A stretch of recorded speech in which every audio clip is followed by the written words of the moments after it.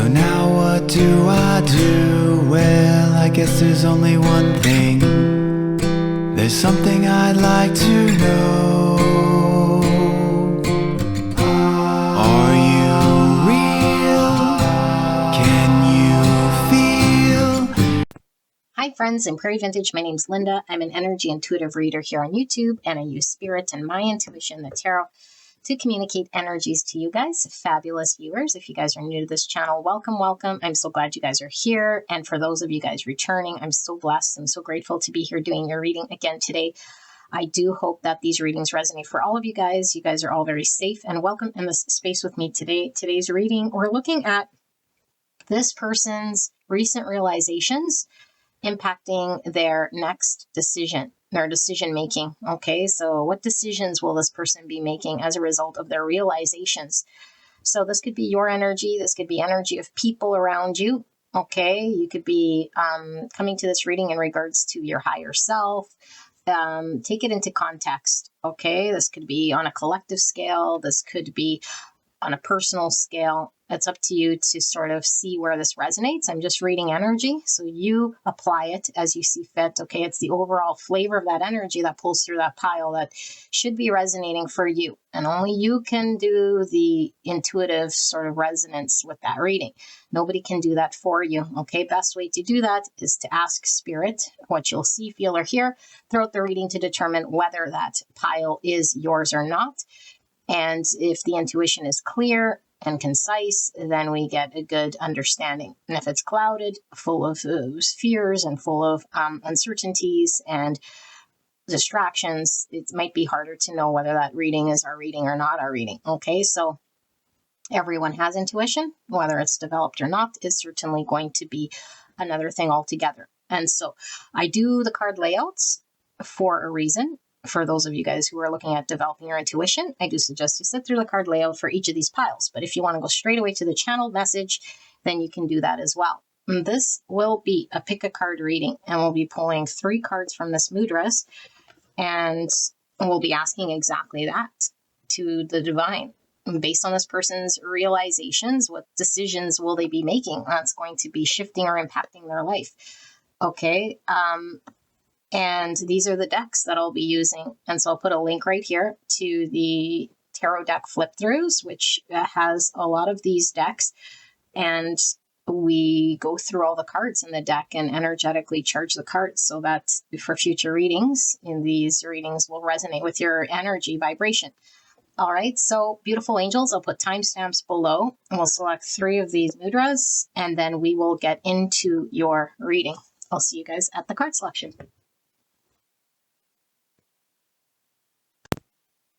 All right, gorgeous angels, let's pull the 3 options. Now, I have this Modern Nirvana Oracle here because I forgot to include it in the decks, and it sort of spoke to me. So we'll be using this deck as well in the reading, okay? So let's pull 3 options here for the 3 card selections. And like I said, we're looking at you or another person, depending on how it pulls through here.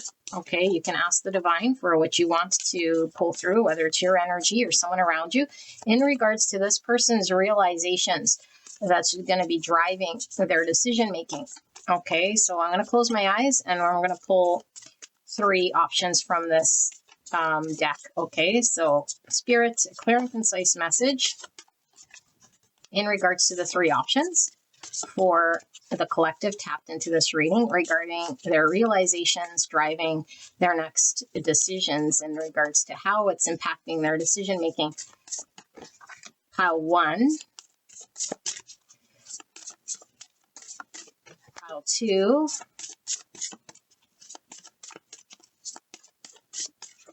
and pile 3. Wow, okay, interesting. Let me take a look at what I pulled. So we have the root chakra, Muladhara for option 1. Option 2, we have 22 with unconditional love, Padma Mudra. And option number 3, we have 29 with purification, Vishuddha Mudra. Okay, Sure, three very different energies pulling through, but they could certainly all overlap. Okay, you could find your energy in all three piles if you are called. Okay, now, like I said, sometimes I tap into energy around you. Whatever is the strongest energy pulls through. If you don't want to listen to that pile, don't sit there. If it's not who you expected, then don't sit there. And that's up to you. Nobody controls your computer, your fingers. Okay, and so I don't select who and what. I just read cards and energy. I ask for three specific energies in regards to the collective needing to be understood in regards to realizations, and then the decisions we're making based on those realizations and how it's driving change. Okay, so these are the three options. I'll leave this with you guys. I'll leave the video running for a bit. Take as long as you need. And if you are called to multiple, listen to that intuition. And if this doesn't resonate, then it's not your reading. Okay, there's no right or wrong. And I'll see you guys at your pick.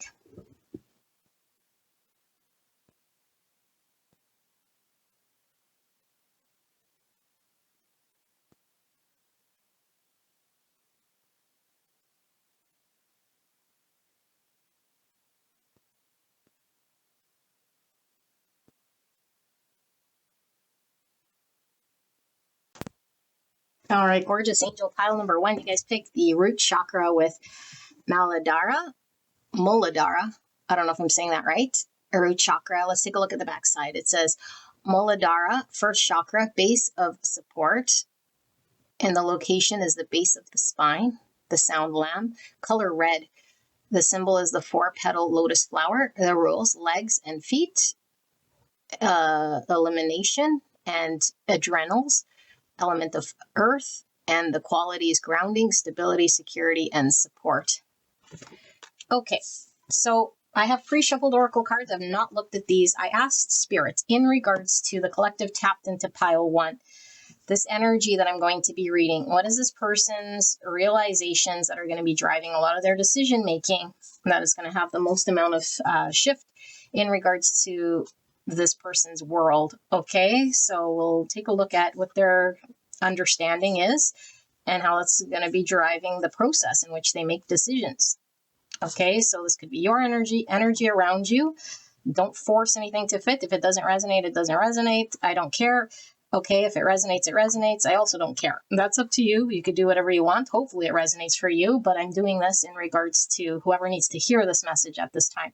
Whatever collective I'm tapped into here, okay? If it's someone else, then maybe we need to hear about this someone else, okay? If it's our own, then maybe we need to hear about our own. I don't drive, that part of it, okay? So let's take a look. We have Loyal Heart with 35. Now I'm getting right away that this pile could certainly be connected to pile 2 and 3. Okay, you don't have to listen to it if you don't want, but that's coming through. I haven't done either of those readings yet, but Loyal Heart, very strong energy from this card. Number 8, look at the owls. Okay, and then we have healing. Your body, mind, and soul are in a period of deep healing right now. You're going through many transformations at once, and you're being asked to allow yourself to receive the healing you need with open arms and an open heart. I'm feeling a lot of pile 2 pulling through this, and heart is coming through a lot here, okay? So we also have the camel, activate inner cosmos. And we have resourcefulness, sun in Cancer with the number 4, feeling some Aries and some Scorpio, okay, because 4 represents the Emperor and the Death in the tarot. Also some 4 Pentacles pulling through this. Okay, 4 is all about structure, foundation, stability, planning.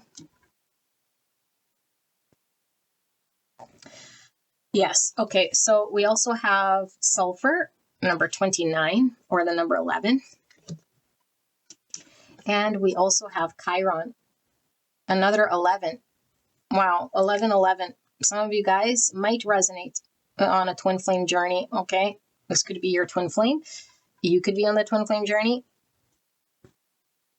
but that is my sign of soulmates, or kindred souls, I should say, high-level soulmates, whatever you want to call it.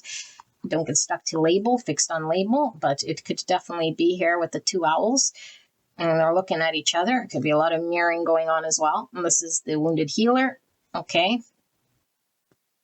And sulfur is all about the soul. Okay, so let's see. We have Mercury and Mars 22. 22 is also about divinely guided relationships. Okay, it's a master number here. It's about peacemaker, diplomacy, healthy, energetic boundaries.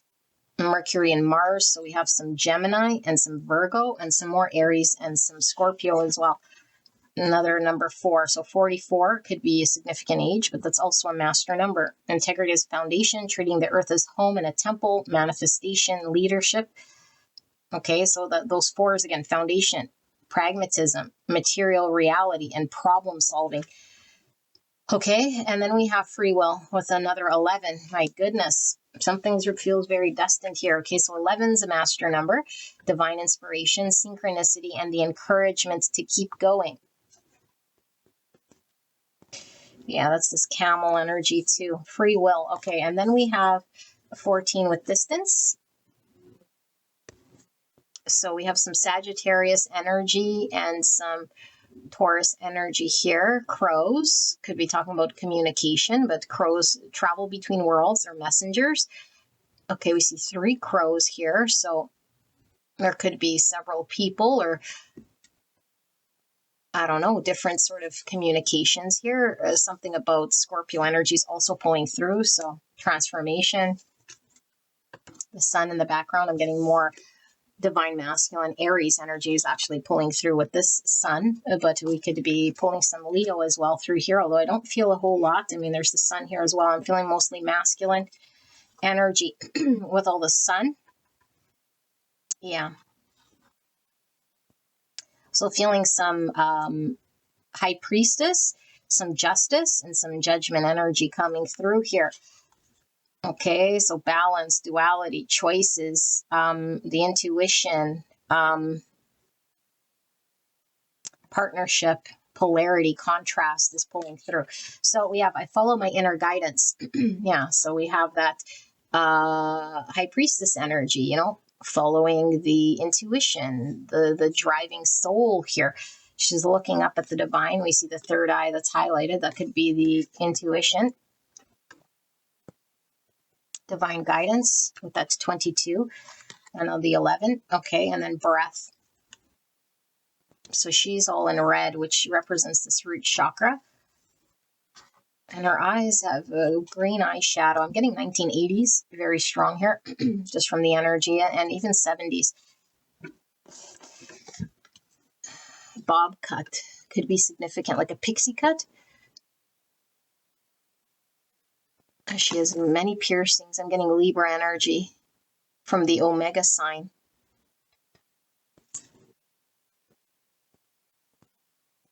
Alpha, Omega. Omega is the end. Green could symbolize the heart chakra. And like I said, some of you guys might resonate with pile number 2, something about the heart and the eyes. Seeing something here. Okay. And then we have magic alignment with the palm. So a hand could be taking action, you know, accountability, responsibility. I'm seeing the sun in the hand again. So sun coming through, masculine energy, taking action, but it could also be some form of a boundary. Alignment, course correction. Okay. Beautiful angel, I'm going to sit with this energy. Actually, you know what? I do feel like pulling the tarot as well here because I don't know, just it's going to give us a better channel at first, and then we can see if we need to clarify more.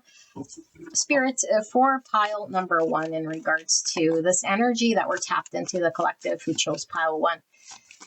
What is this person's realizations that are going to be driving this person's decision-making, decisions and choices that they're making in the future? It's going to shift their world. Major decisions. Okay, so we have the King of Wands. You know, we're feeling some masculine energy, and this is the Tarot of Opposites, I believe. And so we have the shadow and then the light attribute. And in the light, this King of Wands is confident, is driven, is sitting in fire. And the root chakra did represent the fire energy. Okay, so we have some Aries, Leo, Sagittarius. pulling through. Now, remember, don't take gender. I don't mean that it has to be a male so much as it is masculine energy. These two and this one. Okay, the Empress, this one's sliding as well. The Empress in the shadow is coming through, okay? Taurus, Libra energy, right by the King of Wands. And then we have the Queen of Pentacles, and she is in the shadow as well. It looks like she's in the shadow either which way, which I find interesting. She looks like she's in a cave. Here she's just looking at the pentacle. Here she's content with the pentacle. I don't know. I feel she's in the shadow here. Queen of Pentacles, Virgo, Taurus, Capricorn. And then we have the star energy, Aquarius energy.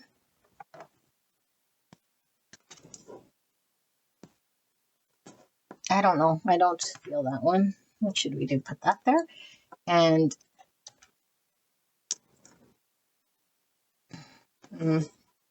sorry, guys. Aquarius energy, star energy. Okay, and then we have the Six of Wands. And look at how proud this guy is. Six of Wands. And I think this is in the shadow. You know, it's kind of giving me ego. And then we have the Temperance. And so here she has sand and here she has divine light. So we'll say this is in the light. Okay, so Temperance and Stars, two healing cards here. Okay, we have Sagittarius energy. I'm sitting with this. It's kind of, I'm feeling it like this. Okay, so should I look at the bottom of the deck? Sure. We have Seven Swords, and it is in the light. Okay, beautiful angel. You guys can definitely skip ahead. I'm going to tap into this energy. Okay, I do need a wand. I'm going to use this one in a minute. Let's use this. Okay.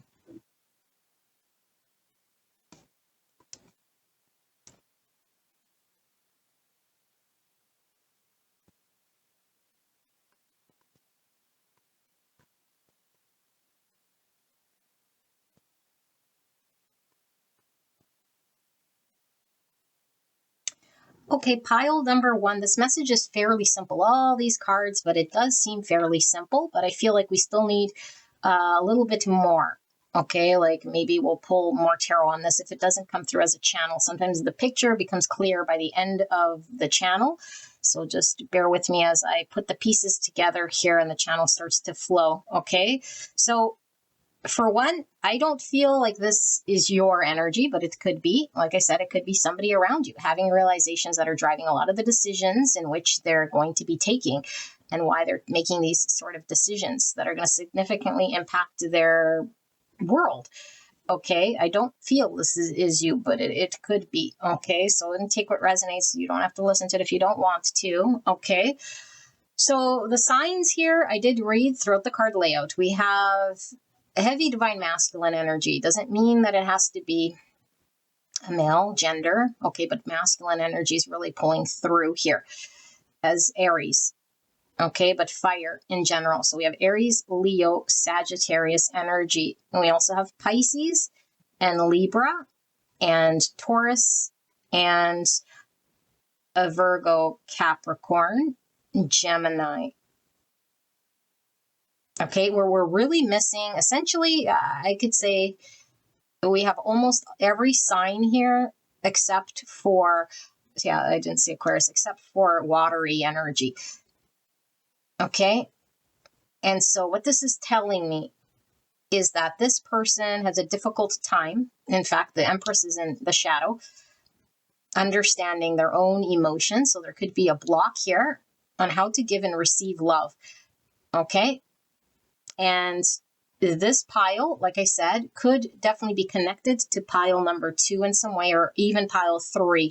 In fact, I could be reading for twin flames, sacred connections here, okay? Higher level soulmates. You don't have to have that, but I do feel this might be a twin flame reading, and we might have one pile in one person and one in the second, you know, and a blended. And this is sort of what's coming through energetically. So I don't know until I'm done, okay? Because I don't want anyone here that's going to be like, blah, blah, blah. But anyway, I was getting a lot of 1111 as well, okay, which to me is all about the twins mirroring, and also a divine, I was getting a lot of divinely guided relationship coming through with this reading specifically.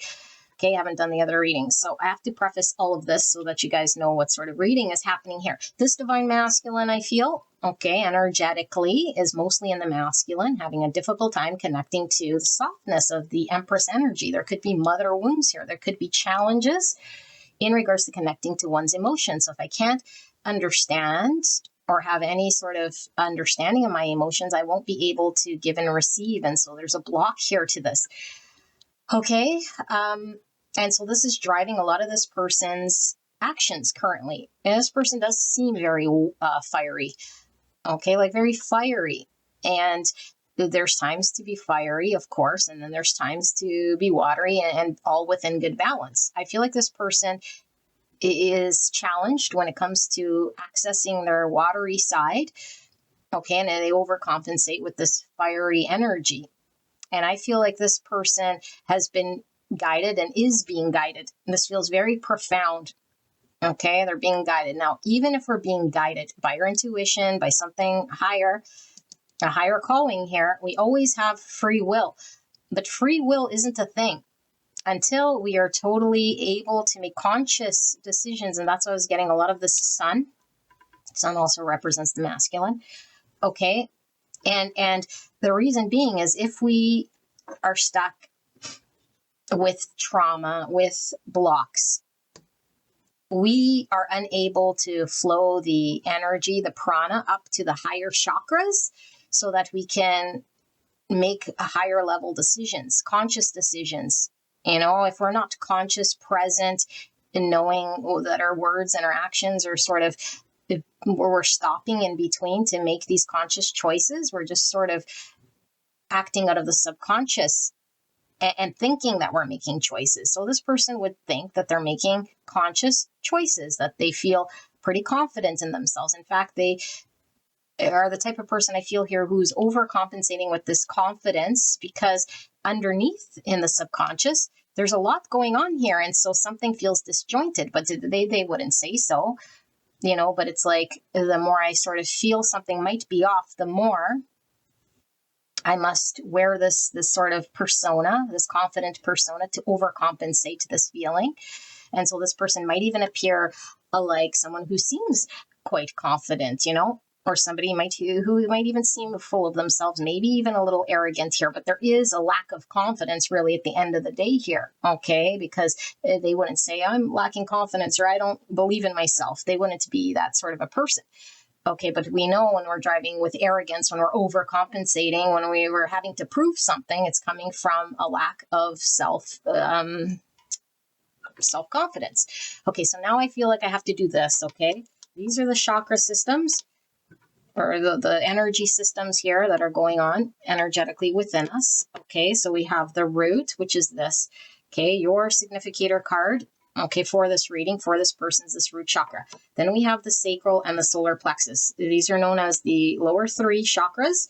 This is the root, which is located at the base of the spine. And then these are the higher chakras here, which we call the spiritual chakras. Okay, and then in the middle here, we have the heart chakra. And this is pile 2, by the way.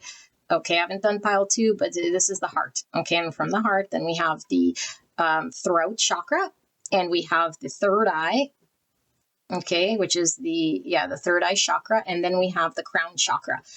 Okay, so like I always say here, in order for there to be an awakening of sorts, higher levels of consciousness, we need to get the energy, which is the life force, aka prana, whatever you want to call it. This is why we do breath work, to get the life force energy, okay, the ions flowing, so that we can open up our crown chakra and have divine wisdom.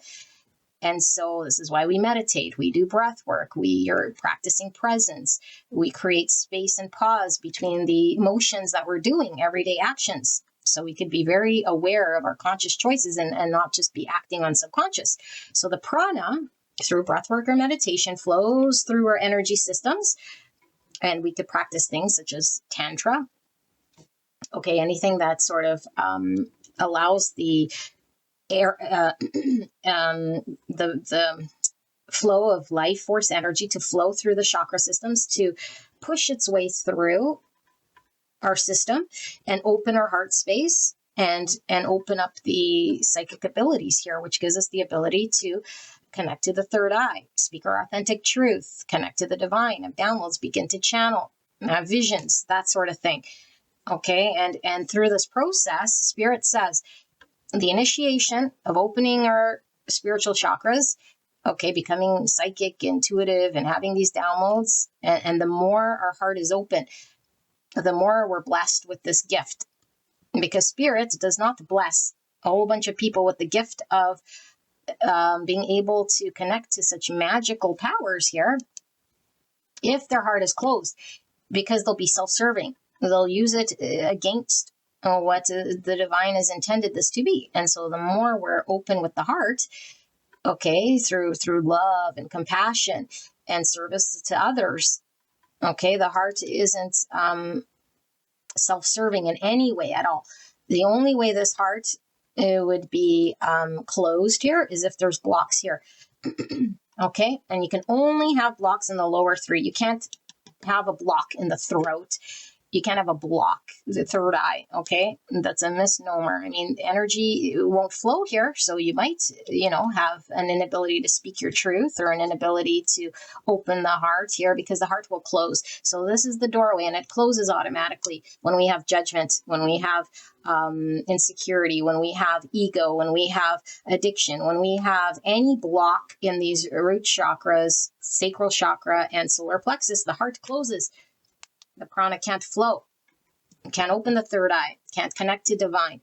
The minute our heart starts to open, it allows energy to flow. And we start getting all this magical, crazy energy flowing with the divine, telepathy, psychic abilities. We start speaking our truth. You get more conscious. This is all about this person becoming more conscious and clearing these lower blocks, okay? And we can have multiple blocks in many areas here, okay?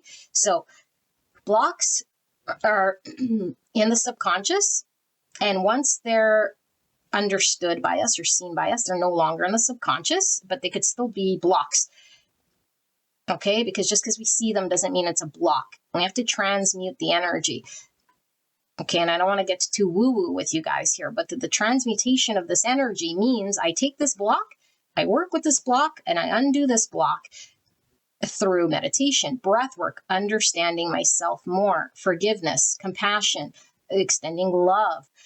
Forgiveness is most likely the key here to undoing a lot of this block, okay? But specifically for this person that I'm channeling has root chakra blockages. This is a need for security, stability, feeling unsafe. This could be a lot of addictions and a lot of challenge here, okay? This is like the type of energy here that is it's like the basic sort of level of needing self-love and support and feeling ungrounded and just completely sort of not even, able to feel like they belong. Okay, and when we're in the sacral, this could be like blocks with intimacy and trusting others, sexual energy, creative energy that's blocked here. Okay, even speaking our truth.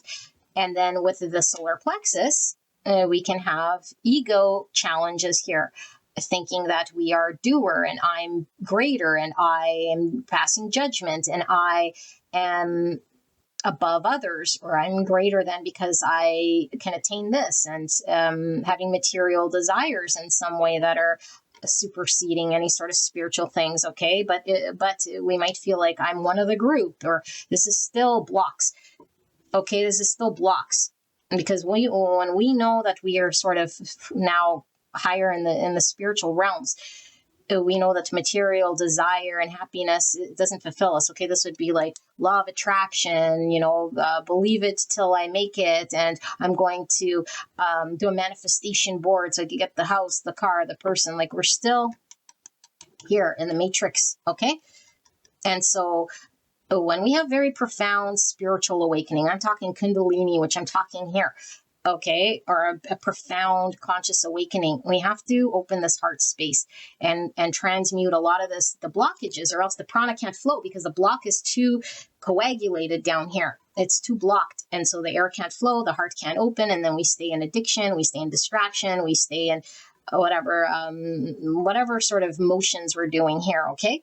So we're going to focus on this root chakra here because I feel like this is where we're looking at. This person most likely has either abandonment wounds, a block to self-love, okay, and it's impacting their confidence. And also this person might be prone to having addictions. This person could be someone who is very unreliable, okay? This could be someone with who might be either highly avoidant, okay, which I'm feeling mostly, or have like attachment wounds, but like abandonment. So it's like I was abandoned and now I only know how to heal or deal with it in one certain way. And so I distract, I cover up, I don't feel safe, I don't trust. And every other block that when we ascend, we go through the chakra system till we open the crown chakra and have the beautiful kundalini and the beautiful energy flow.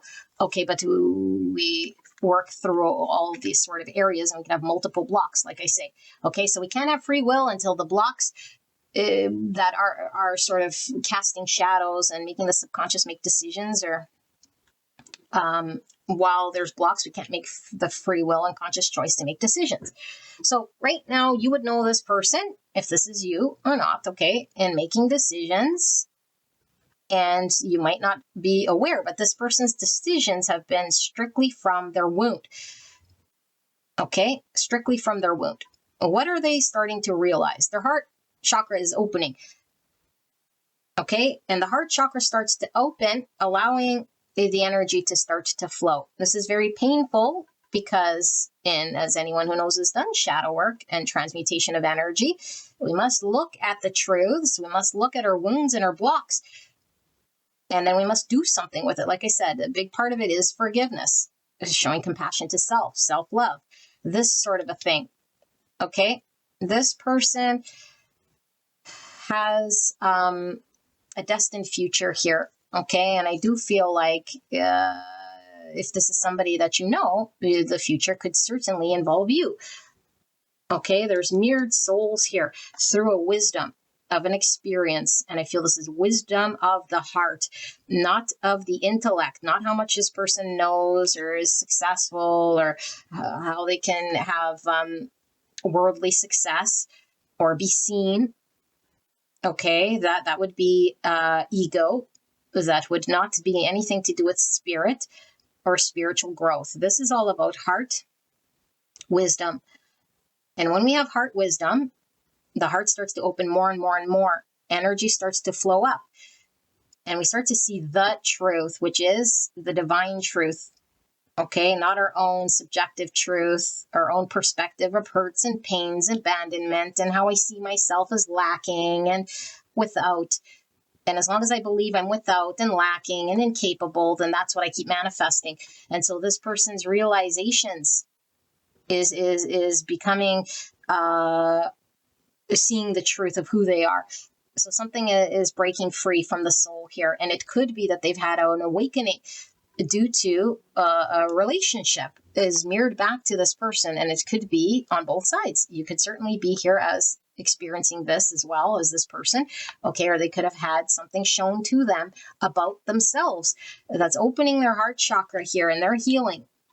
And this is painful, like I said, with this root chakra healing, okay? And so I feel like this person is now creating some space between their actions and their understanding when it comes to not just reacting out of pains and hurts. Okay, so they can create this space, meaning I'm more conscious, I'm more aware, and this person is being guided throughout this process. It's like the calling is here for this person to do this masculine, feminine healing with the temperance here, 14, and the temperance here, and I'm feeling it's one of masculine, feminine. So this could be, if this is your energy and you're not dealing with anyone, it's your masculine and your feminine coming into balance. Okay, this could be two people, like I say. It could be you and your person. But it's two aspects here that are coming together to create this healing that's very, very divinely guided. Okay, very, very divinely guided here. And it's all about learning the middle ground. What's the middle ground? Patience, acceptance of divine timing, understanding what's within our ability to make decisions so we can use our free will, and what's in the hands of the divine. Learning that the past might have created a lot of energy that we've had to flush out, had to heal, had to understand ourselves and go through this. This person is going through all of this stuff here, okay? And I feel like this person is doing this healing in order for them to create a beautiful future with this star here. And this is a wish that they have, most likely to be loved.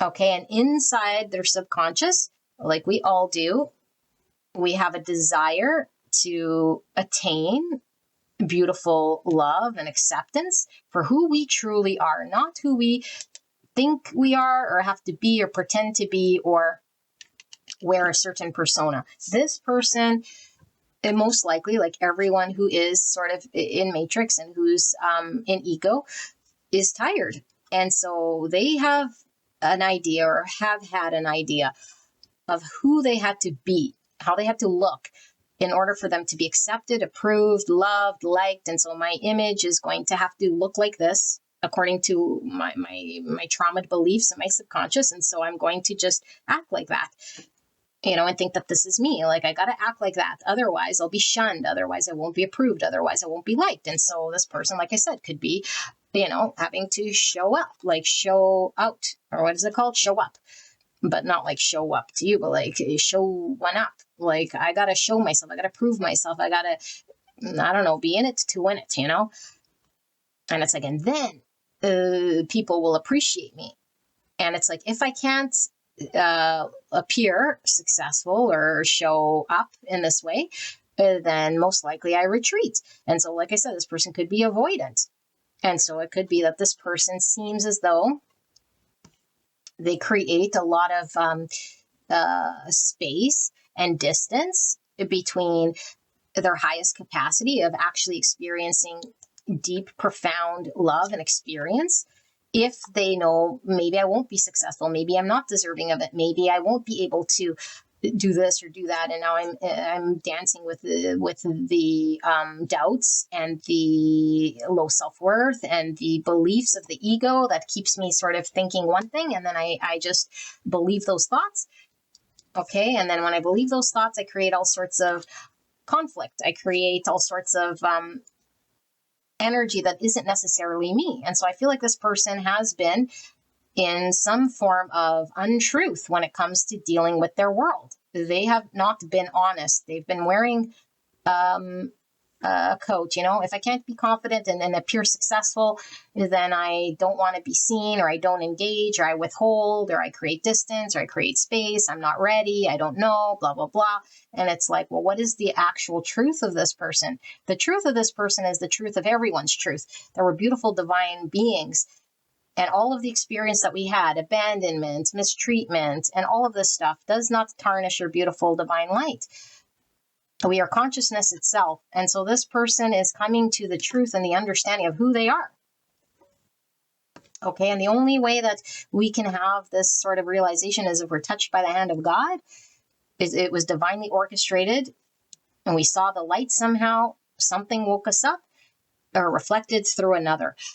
Okay, and so this is why relationships are the best way to opening the soul, because we see ourselves in other, and the mirror shows back to us, and something awakens within our soul.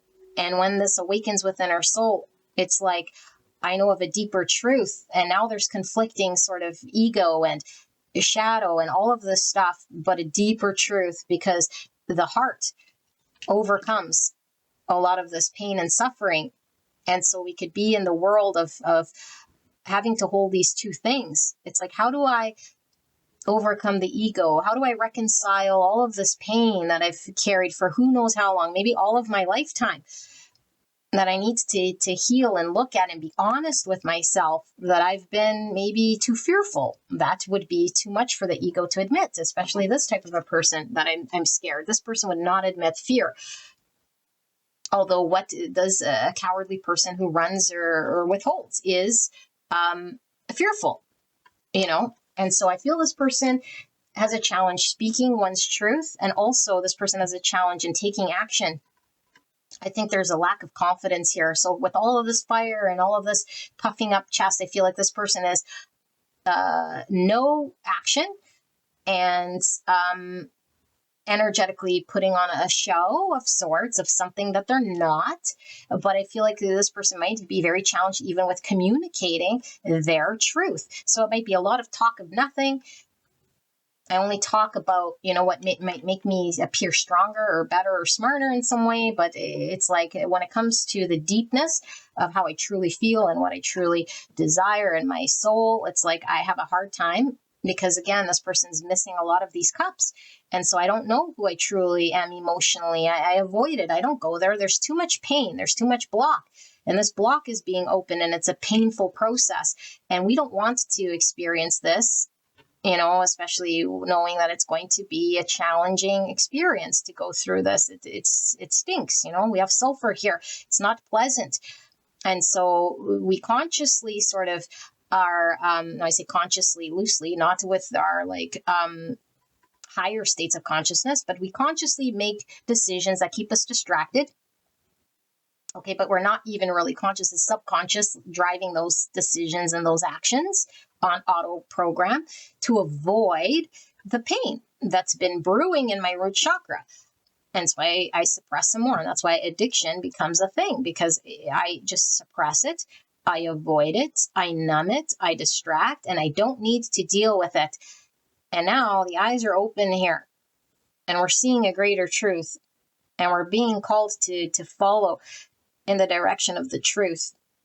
Okay, so this person could certainly be at a distance geographically from you. Okay, but if this is your energy, like I said, it's like bridging the gap, the distance between the false self and the truest potential self, or the distance between the wounded self or the subconscious self, and then the self here that is in line with the reality of the divine truth. Okay, and so I feel like it's been, if you resonate with this pile, it's already been in action. It's taking its sweet time here.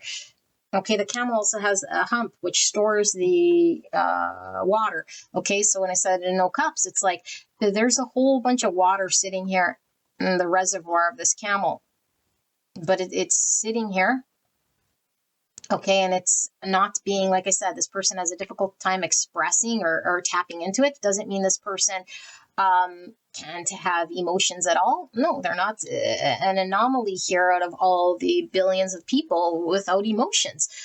Everyone has water capacity within them, but where are they storing it? This person stores their emotions somewhere where they don't got to sort of deal with it, and water, the shadow side of the water is it's toxic when it sits there. It sits there, water could become very poisonous. It needs to be stirred, and it needs to be released, and it needs to flow. Stagnant water is not healthy. And I feel there's something about stagnant water, and I don't want to see it. Okay, this energy of if I don't see it, it doesn't exist, and I'm going to endure as long as I can not seeing it. And meanwhile, the challenges are piling up here. And Spirit's like, no, it's time to take a look. It's time to take a look at these emotions that are just stirring up here. And so when I laid the cards, I was feeling the Four of Pentacles, because I feel this person is held back. I feel like this person is stagnant. And all of these fours are talking about some form of stability that this person is hanging on to. Even if they're an unstable person, it gives them stability to do the action that I always do. It's some form of stability in my world that feels so ungrounded and so unstable. And so I keep doing the avoidance thing, or I keep doing the addiction, or I keep doing the same thing that I've always done. And so I have a fear of breaking out of the four energy, the stagnation. So they're held back, they're attached, they're clinging to the patterns they know. And so I'm feeling a lot of devilly energy as well. And so the pattern I know with the red here, so we have Capricorn energy, is like the unhealthy way of me coping. And so God forbid if this person were to experience a 5, which would be change, a need to rebuild, a need to deal with this stagnation, this buildup of emotions that are being ignored here, that might become very toxic. And so this person is having to see this and is having to accept the 5. The 5 is a welcome here because it's going to push this person to branch out of this so that they can move and have success. And now what is the 5? The 5 is temperance energy. And so we see the temperance right here and this 14, which is giving me temperance energy. Okay, and so the 5 is beckoning this person saying, hey, it's time to move out of this energy that you've been safe with, but it's been creating you pain, stagnation, stuckness, avoidance, denial, untruths, and sabotage, and a lack of giving and receiving love, keeping your heart space blocked. And so this person is realizing on a spiritual level, okay, and they could be telepathically sort of connected here to you if you're resonating with this. Okay, but it's the divine understanding, the guidance that's bridging this gap for this person and communicating with this person. And so they're looking at their old ways of speaking to self, and this is changing and dying off. So there's a lot of transformation with this person. There's going to be a lot of transformation with this person in regards to how they communicate. Because I feel like this person, like I said, could be communicating in one sort of fashion energetically. Okay, maybe the way that they have been communicating has been sort of falling short, or one sort of way that's been fake or hasn't been honest or has been, like I say, avoidant or not upfront or whatever it is that this person has been doing. This is transforming.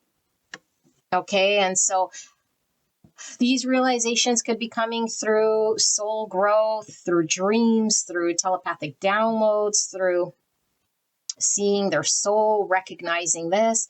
But there's so much about healing, and there's so much about them having a vision here with this star of what they truly want in their soul. And I think what they truly want is to feel love. And you could resonate, okay, if you do resonate with knowing this person, for some of you guys, as being this beautiful empress who could bring a lot of love and warmth from the unconditional heart space, which again was with pile number 2. But someone cannot receive love and cannot be open to love if they don't feel love within themselves. And so this person could have blocked your love, could have not seen your love, could have just been so blocked. Their heart's just blocked. And so it doesn't matter if we're the greatest empress, we'll always be sort of in the shadow, no matter how much we're giving or desiring to give to someone. If they cannot have it within themselves, they do not see it. Okay, we're only at the capacity to love in which we can love self. And in fact, whatever's going on in the inside world is what's going to be appearing on the outside. And so if I feel like I'm making judgment, if I'm not accepting of myself because I'm 7 swords, if I'm in a world of denial or avoidance, then the outside world, I'll just project that other people are seeing me in this way as well, and that other people are also have these judgments about me and all of this stuff. And it doesn't necessarily mean that it's true at all. And so biggest changes here is going to be on how this person takes action, accountability, responsibility, and the types of actions and responsibility and the types of communication that this person's have. Massive transformation. I feel like it's aligned with the higher truth.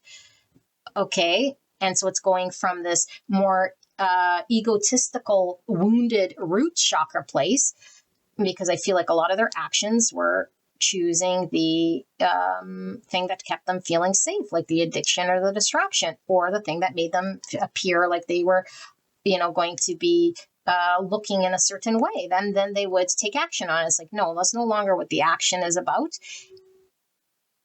This action is going to be in line with greater truths, because I could see a greater version of the truth that I am this divine being that is worthy of giving and receiving love and lining myself up with the future that I deserve. But I must heal, I must find balance, and I must deal with this part of me. And so the bottom of the deck, we have the 7 swords in the reverse here, because I do feel, or in the light attribute, it's like whatever was creating my sabotage, whatever was untrue, whatever was creating that facade and that avoidance, Okay, it was making me sabotage.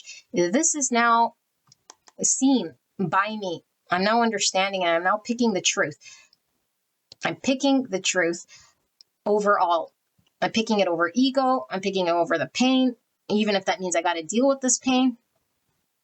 Okay, so I think this person, like anyone really, we would choose the truth, if we knew.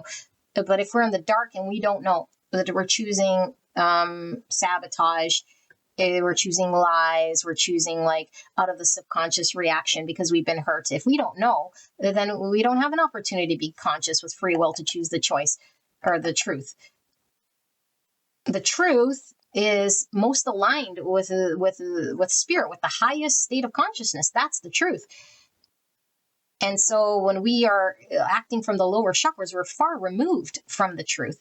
The divine doesn't see us as somebody who's lacking, somebody who is arrogant or isn't unworthy of love, or is the trauma we experience or the wound or the abuse or the abandonment or the molestation or the emotional neglect or whatever we experience. The divine doesn't see that as that's who we are and what we're about. The divine says you're a divine light. You're a divine, beautiful light. And start seeing yourself as this. Start talking your truth. And so this person's going to start talking their truth.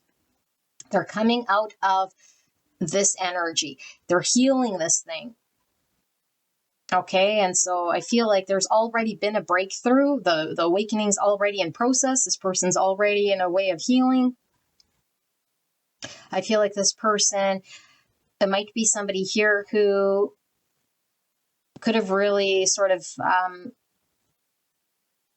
was picturing an idea of what it means to be successful or what it means to have something together in the 3D world, but it was based on dependency, It's like I must see myself or this unfolding in this sort of way for me to then say I'm having success. And that's all like a thought story. And so I feel like this person is healing this mother wound and this inability to reach the highest state of abundance within themselves. And if this is your energy, then it's like you coming into your full capacity to see yourself as an empress, because the emotional watery side was suppressed. And so you might have been somebody here who is like very focused on work, okay, who is more driven by the material world. Success means this and that in the material world, and I got to go after it. I got to attain it. I got to appear this way. I got to check off this box. It's like at the cost of what? Like we're not tapping into love and being vulnerable and seeing our full abundance and reaching states of feeling confident in our own energy to give love to ourselves. Okay, so this is all about loving self. Okay, and something's really coming through about loving boundaries as well, like knowing loving boundaries. Like, is this out of love or is this out of ego that I create boundaries? Is this a wound that's like pushing people out? That's like saying, no, it's a truth. I've been hurt. So now I'm going to do this and do that. It's like, okay, that's a reaction based on hurts. Is this the most loving thing we can do? Are we triggered? Are we wounded? Are we seeing truth? Are we making decisions with free will or just reactionary based on because it hurt me?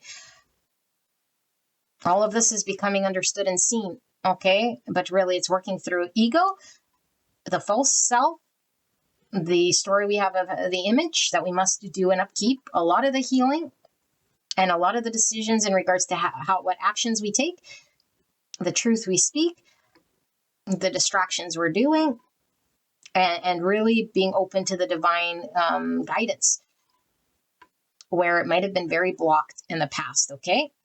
So pile number 1, this is your reading. I don't think I need to say much more here. Okay, I hope this resonated for you. I love you guys very, very much, and I will see you guys at the next one. Bye-bye. Hello, gorgeous angel, pile number 2. You guys picked card 22, Unconditional Love, with the Padma Mudra. Okay, 22 is a master number. It's peacemaker, diplomacy, healthy energetic boundaries, and divinely guided relationships. Plus, we have this unconditional love. Beautiful. So let's read the backside. It says Padma Mudra assists with gratitude, open heart, and empathy. The benefits: supports the cardio, respiratory, and immune systems, increases circulatory in the chest, heart, and lungs. Instructions with the fingers pointing upwards. So that's this right here. Okay.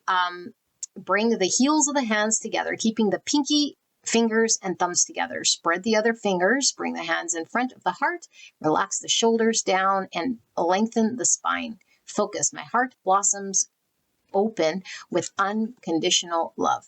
So beautiful. Let's take a look at this reading, shall we? Now, we're taking a look at this energy, this person. I don't know who this person is. This could be you. This could be someone around you. This could be your higher self. Take it into context here. If it's not resonating for you, then don't take the reading.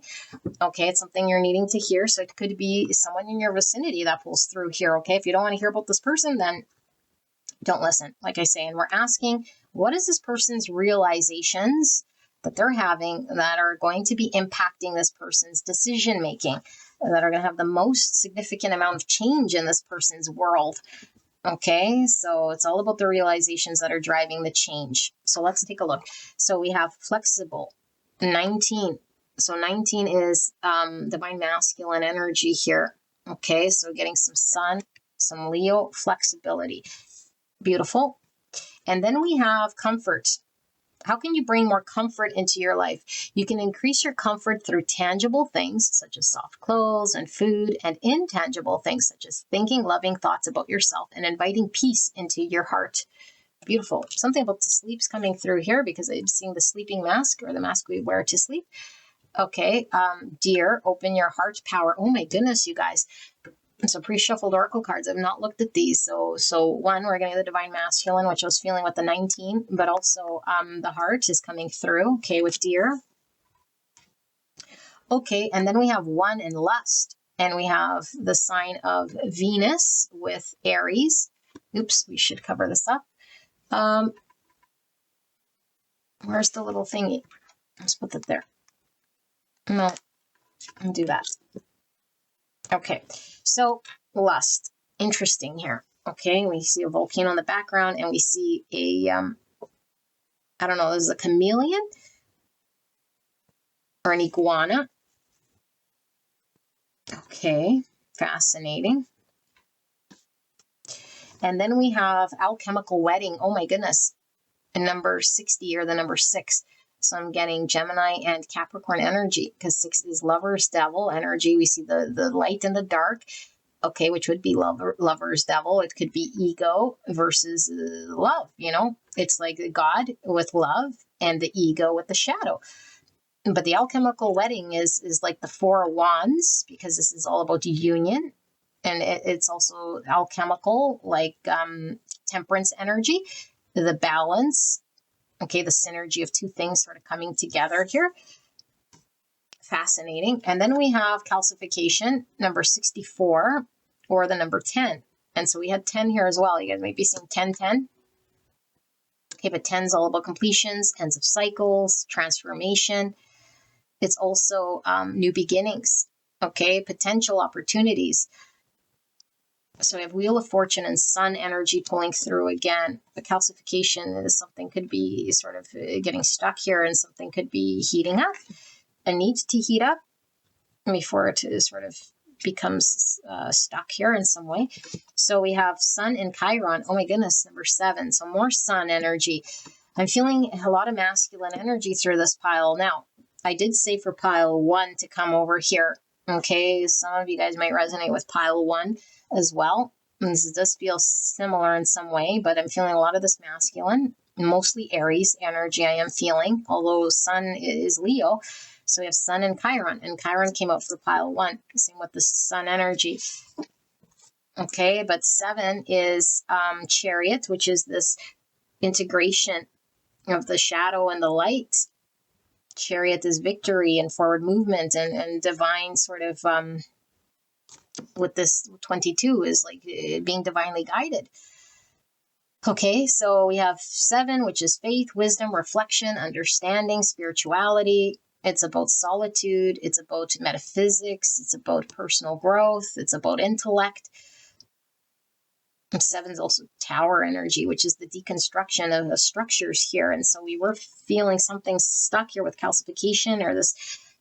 It does feel kind of like a 4 energy. Okay, like getting sort of stagnant potentially. Yeah, 4. Okay. 4 is also Emperor, which is divine masculine energy, again coming through. Okay, and Scorpio, which is the transformation, death. Okay, interesting energy pulling through. So 28, another 10. Lots of 10s here. 10, 10, 10. Okay, completions, ends of cycle. Mercury and Pluto. Pluto is the shadow planet. Mercury is all about mind and all about communication. It's also divine manifestation here. Okay, so Mercury is a ruling planet for Gemini and Virgo, and Pluto's a ruling planet for Scorpio. And we have denial with 10, another 10, you guys. Holy camole. Okay, so 10 is 1 as well. Like I say, new beginnings, potential opportunity. It's also Fool energy and Magician. Okay, so Fool is like coming baggage free, taking a risk, trusting the divine. And 1 is Magician. I'm feeling a lot of Magician, especially with this Mercury, okay, which is manifestation, creating as above, so below, and something about communication, like I said, and mind is pulling through. Okay, Virgo, Gemini, and Leo, and also Wheel of Fortune, something very divine being orchestrated by the universe here with the Chariot I was feeling as well. Wow. Okay, upset, 77 and 14. So we have some Temperance energy, and some Hierophant, upset. All right, and then we have Direction with 12, Pisces energy, and Hangman energy. Look at the sun behind the crow. So it's like the transformation or the death process, which is Scorpio, by the way, and the enlightenment in the background. Okay, some more sun, which is divine masculine. Some Leo, Scorpio is really pulling through here, and Aries for me as well. Okay, and then we have I offer words of good intent. And look at these, the birds here, very similar to this bird's wingspan. Okay, a bird in flight means freedom, liberation. I offer words of good intent. Okay, and right under that Mercury, like I said, is communication with the Magician. And then we have partnership. Oh my goodness. It's 2 people here. I see 2 divine feminines in this energy. Long dresses. What is on her dress? It looks like a lizard. And interesting, we had the lizard here. I don't know if you guys can see that. Let me hold that up.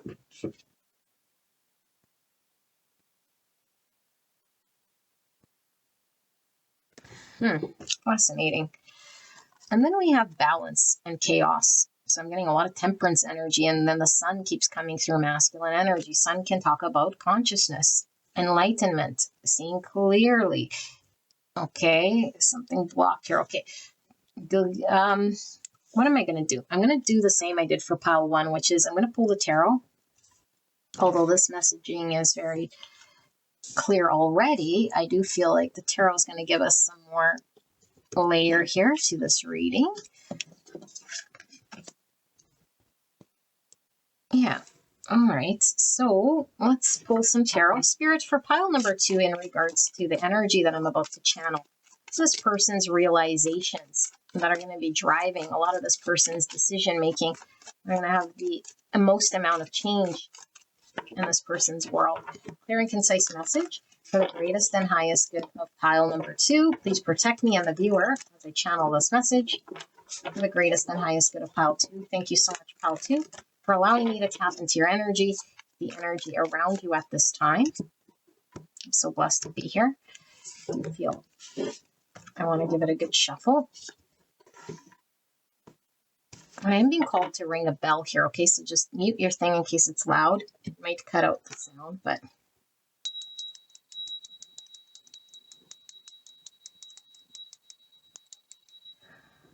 yeah, okay. All right. For pile number 2, what are the realizations pile 2, this energy that I'm tapped into is having, that's going to be driving this person's decisions? So we have the Lovers, my goodness, and we have the Lovers in the shadow attribute. Okay. Gemini energy. Lovers is about a choice. Could be about valued partnership. Okay. Choosing love, or do we choose fear? It could be about destiny, destined partner. Something about partnership coming through very strong here. Okay, and then we have 2 swords and we have 7 cups. 2 swords is in the shadow, and the 7 cups is also in the shadow here. Okay, why is this lovers here? Well, we have the King of Pentacles in the shadow, and we have the 2 of Cups also in the shadow. Okay, and then finally, why is this 2 of Swords in the shadow and this 7 Cups in the shadow? And we have the Moon. Oh my goodness. And then the 6 of Pentacles. And the Moon is in the light. And the 6 of Pentacles is also in the light attribute, because this is the deck of opposites. What is this? 4 of Cups in the light attribute. I'm going to put this somewhere. Where am I going to put it? Let's put it there. Bottom of the deck, we have the Queen of Swords and the light. Okay.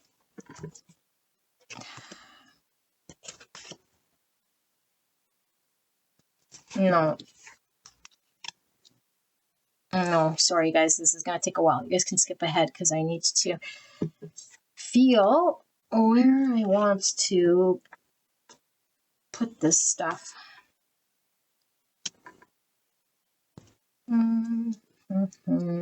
Okay, let me channel what this is about.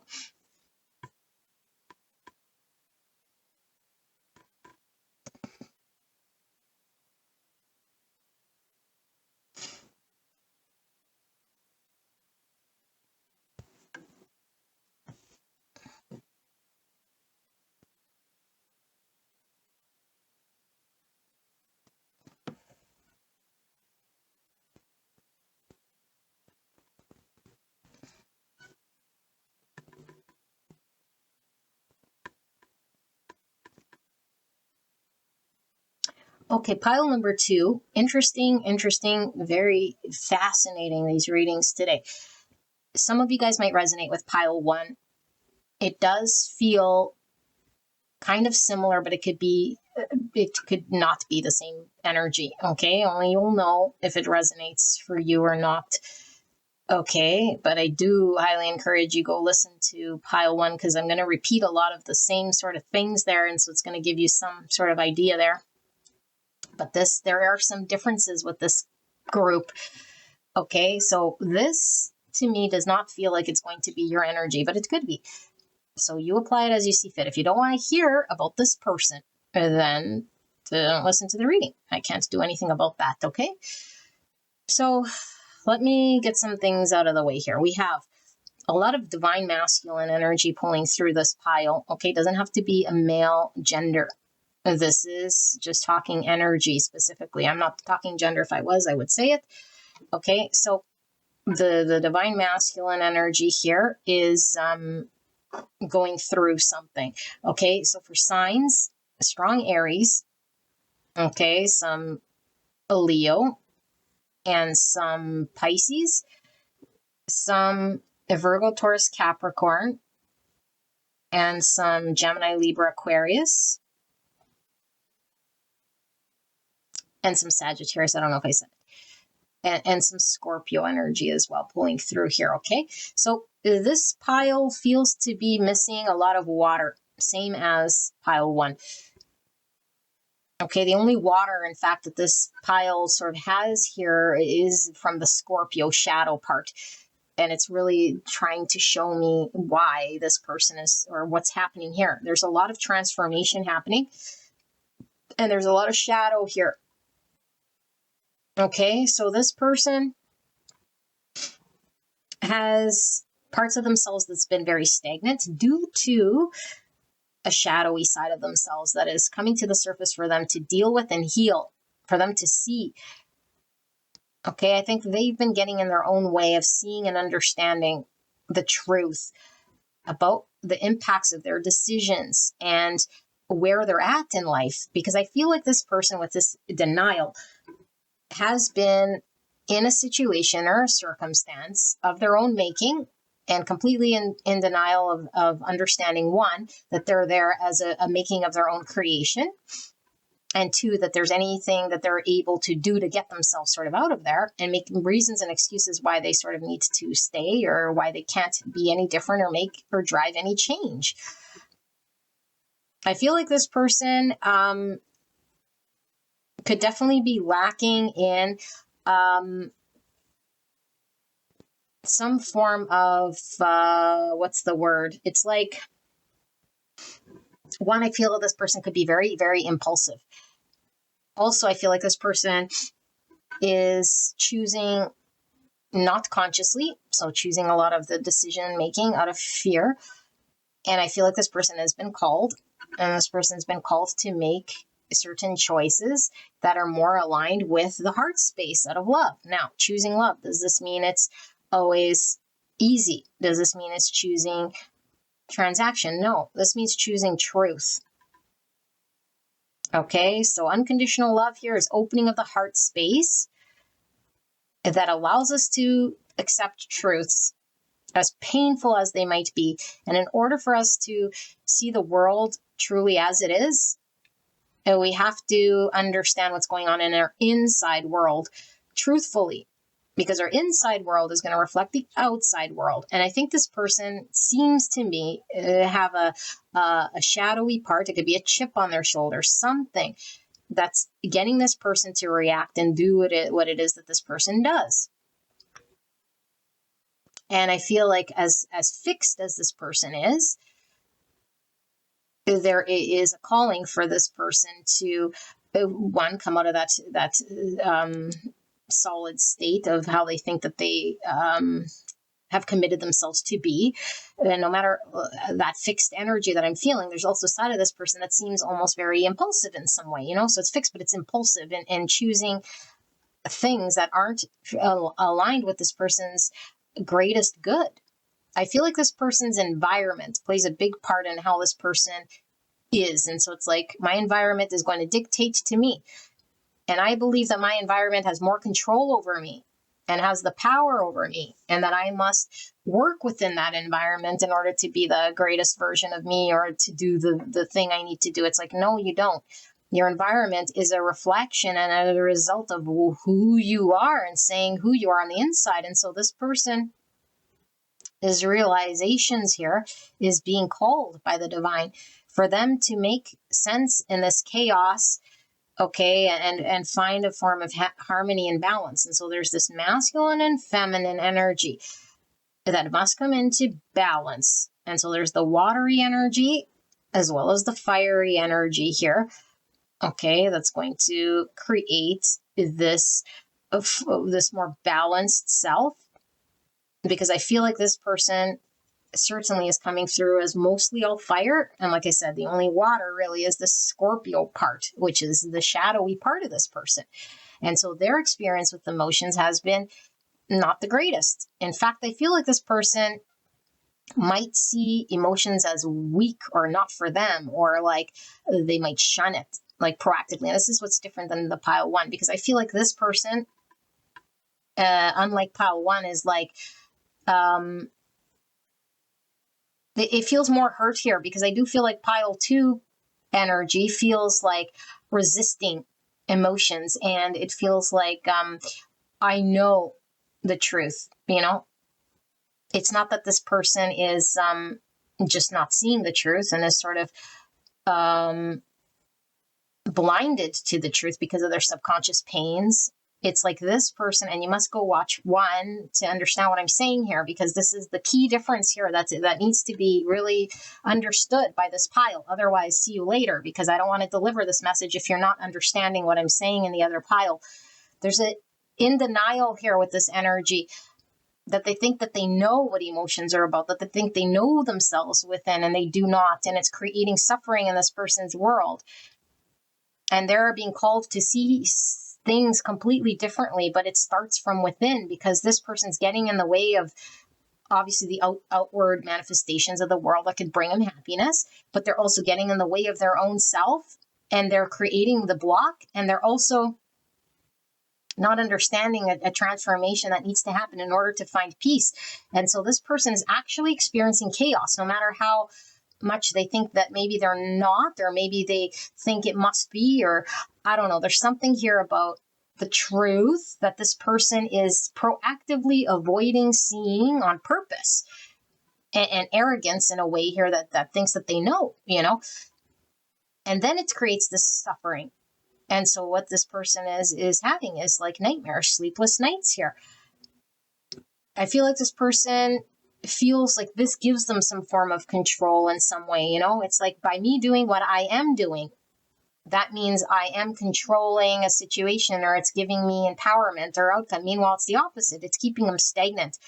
And so I feel like there's a fire here that's being brewed up from the inside, that's starting to show this person the truth so that they could heal this thing. And this thing is telling them, like, where are you investing your time, your energy, and your beliefs? And are we sure and are we clear that that's aligned with the highest goodness for us?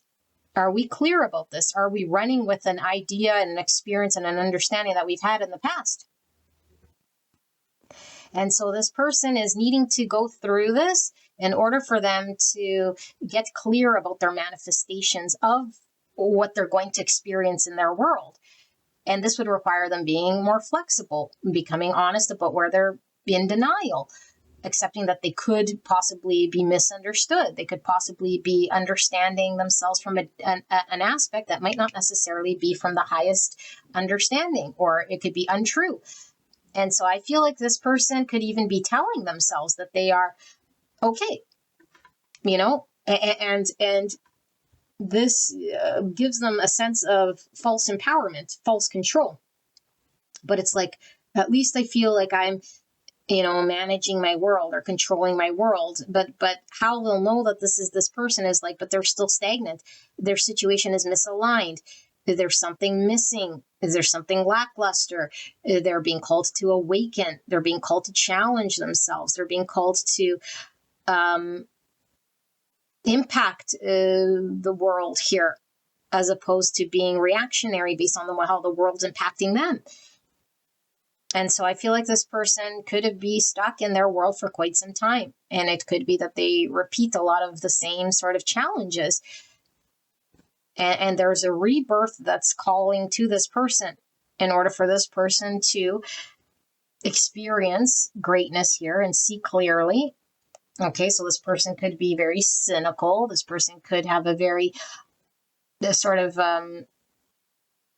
harsh understanding of partnership and the world, and say, well, people are just this way, or my experience with people in relationship was that, and so therefore that's the truth and that's my understanding. And now I run with this. Maybe I'm a little more cold. Maybe I say I'm a little more understanding of or experience, or I have more boundary. And I did a reading not too long ago, and this might trigger a lot of people. Okay, it was the last relationship reading that I did, and I think it was the honest truth about this person's thoughts about you. And I feel like the pile that got done dirty, and I think that was pile 3. This energy that resonated with pile 3 is most likely this person's energy. Someone done me dirty. I understand a greater truth. No. And that reading was about relationship, but all over that reading, it felt to me like someone who wasn't in the heart space. That person used me. That person is this, that, and the other. And the outside world is a reflection of what's going inside. So if somebody did that, and of course we can't control other people's actions. That's not even what I'm saying. I'm saying the environment and the outside world was manifested by us, whether we want to believe it or we don't want to believe it. And so there's an in denial here about what's happened. Other people are cruel, other people. And so we don't fully understand here. We're still in the moonlight. We're still in denial. We're still upset. We're still resentful. We're still hurt. We're still blaming other people. And there's no way that we're able to experience beautiful union okay, inside ourselves and our heart, and be okay with ourselves fully and completely. And so I feel like we're stuck here. We're stuck here thinking that we have all of these choices, and that was coming through that reading too. It's like, yeah, choices to stay still in that mindset, should I unblock and block, and should I be resentful, and should I run away, and should I, all of those types of choices, but it's still staying in the same sort of arena. This is a low state of consciousness here. There's a higher state of consciousness here, which is tapping into the unconditional love. Okay, and so what does unconditional love say? It's aligning with truth. This doesn't mean I'm a doormat. This doesn't mean I put up with people who are abusive or who just want to hit it and quit it, or people who are explosive, or people who are chaotic. No. So what does this mean? This means I have to make sense of this chaos rather than just shut the door to it and say, well, not my circus, not my monkey, and now I go deal with that. No, we haven't dealt with anything. We haven't transmuted anything. We haven't learned anything. We haven't ascended. We haven't rised above in order to deal with what we were being shown. There's something about stagnation here until we understand this thing. And so what's reflecting in front of us was for a very good reason, to open us up to some sort of truth. That we're not the prize. We're not the victim. And so I feel like this person here is having a wake-up call through way of experience they do not like. And they're still making excuses for themselves. And Spirit is saying, I am working with this person in order to help them find a balance, in order to help them find the right sort of people. But I cannot create this person's manifestations for them. This person has to undo a lot of beliefs, a lot of the pain, a lot of how they're talking to themselves, or the script in which they believe. Right now, there's a script this person believes. And until they see the greater truth, they cannot heal this thing. And they must heal this thing first before they can see the real truth. And so I feel like there's a real basic sort of impulse here. I'm upset. I'm the victim. This happened to me, and I'm seeing it from those eyes. And Spirit is saying, no, there's so much more here that's going to create empowerment here. There's a greater truth. There's more clarity here. And we stay here because it makes us feel a little more safer to say, well, at least I can make boundaries or decisions or this sort of a thing. And it makes me feel more empowered. And I'm the one who's sort of flexible here. But I feel like there's something very fixed. It's the script. It's the story. It's what happened to me. And it's still driving this person's decisions and their environment.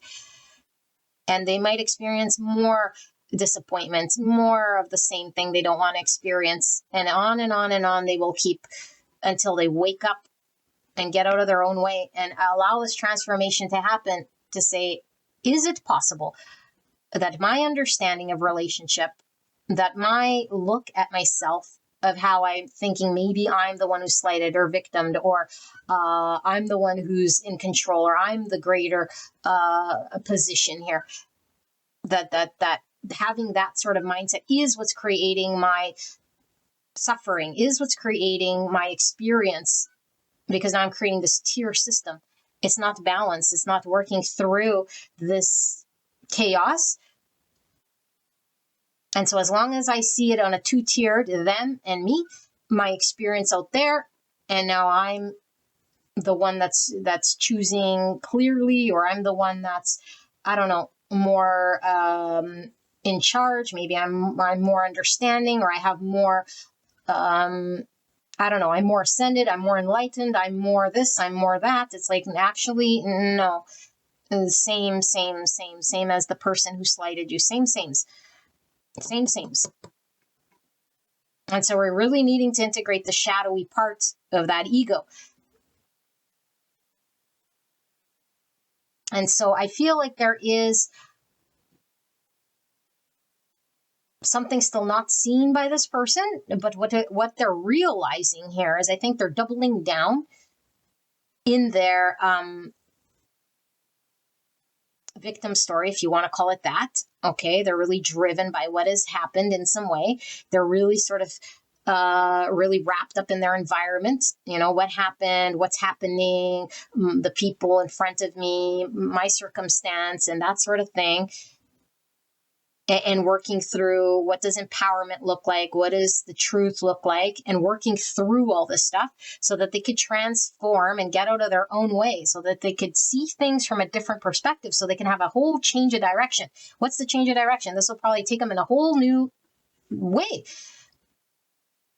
Right now, this person is not on the path of the lovers. They are still in the path of the fear, the subconscious. Even if they say, well, I'm not fearing anything. It's like, no, the path of the fear, because the subconscious is still making the decisions. The hurt self, the victim self, that's all fear. And so the option on the table is to lean into the truth, which is in the heart space, unconditional love, seeing how people are, accepting that people are the way they are without judgment, and full acceptance, to not want it to be different, not want to change it, not to judge it, allow it to be what it is, and not have to block it, resist it, make up stories about it, and then narrate what that means about me. And so there was a lot of tens coming through this, because I feel there's a lot of, there's a karmic instance that's happening here in this Wheel of Fortune. It's like a situation that was divinely dished out by the divine. And it could keep repeating cycles here until the cycles get washed out. It's like I experienced disappointment. I experienced somebody maybe being all using me, or doing this or doing that. There's something about experiencing, you know, the shit thing until we finally see the light, that the shit thing isn't happening to us, that it's happening as a result of what I was carrying within me. This is going to be healed. And I don't know how long it's going to take, although, like I said, we're seeing tens, and tens are about the transformation and the end of a cycle. But I feel like it's end of a cycle to start another cycle. I don't feel like it's cutting it, successfully closing this karmic loop in any way, if I have to be honest. It's like, let me just restart, either again with an experience, or again with this person, or again in the same mindset that I was in prior to this experience. I'm in denial. And so it must have been them. It's not me. I'm more ascended. I'm more knowledge. I now know better. But it's like, do you know better? Or now you're just more Queen of Swords? That person hurt me. Now I'm more Queen of Swords. See, I learned. No, actually, that lesson was to get you in your heart space, to go even deeper than that, to look at that pain even more. Not to block people out more, not to close the heart more, not to say it's even more divided, that there are bad people out there, they're going to use me and abuse me. That was my experience. Now it's even more true. It's like, no, now you're creating even more of this dualistic understanding. And so Spirit says, this is supposed to resolve the dualistic understanding, them versus me. And so I feel like this person is still amidst cycles, and they're going to make decisions based on an untruth that they are holding as their truth. And they truly see it this way, no matter what anyone says to them, until they challenge themselves. And even the divine working with them, this person could still get in the way, because our own ego is like the devil here, you know? It's like God is the light and the truth and the love. The devil is the ego, the shadow, and the lusty self that's making these reactive decisions. I'm the victim. I know truths. Me, myself, I'm empowered. I'm in control. Little I, in the big universe. It's like, no, actually, you don't.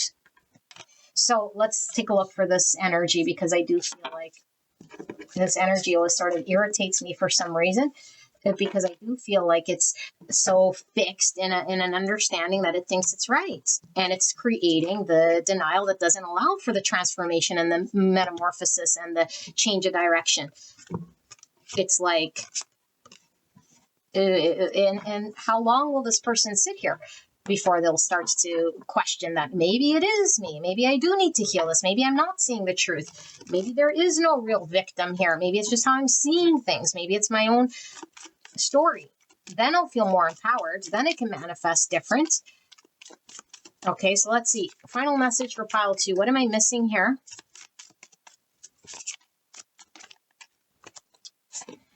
Justice in the shadow.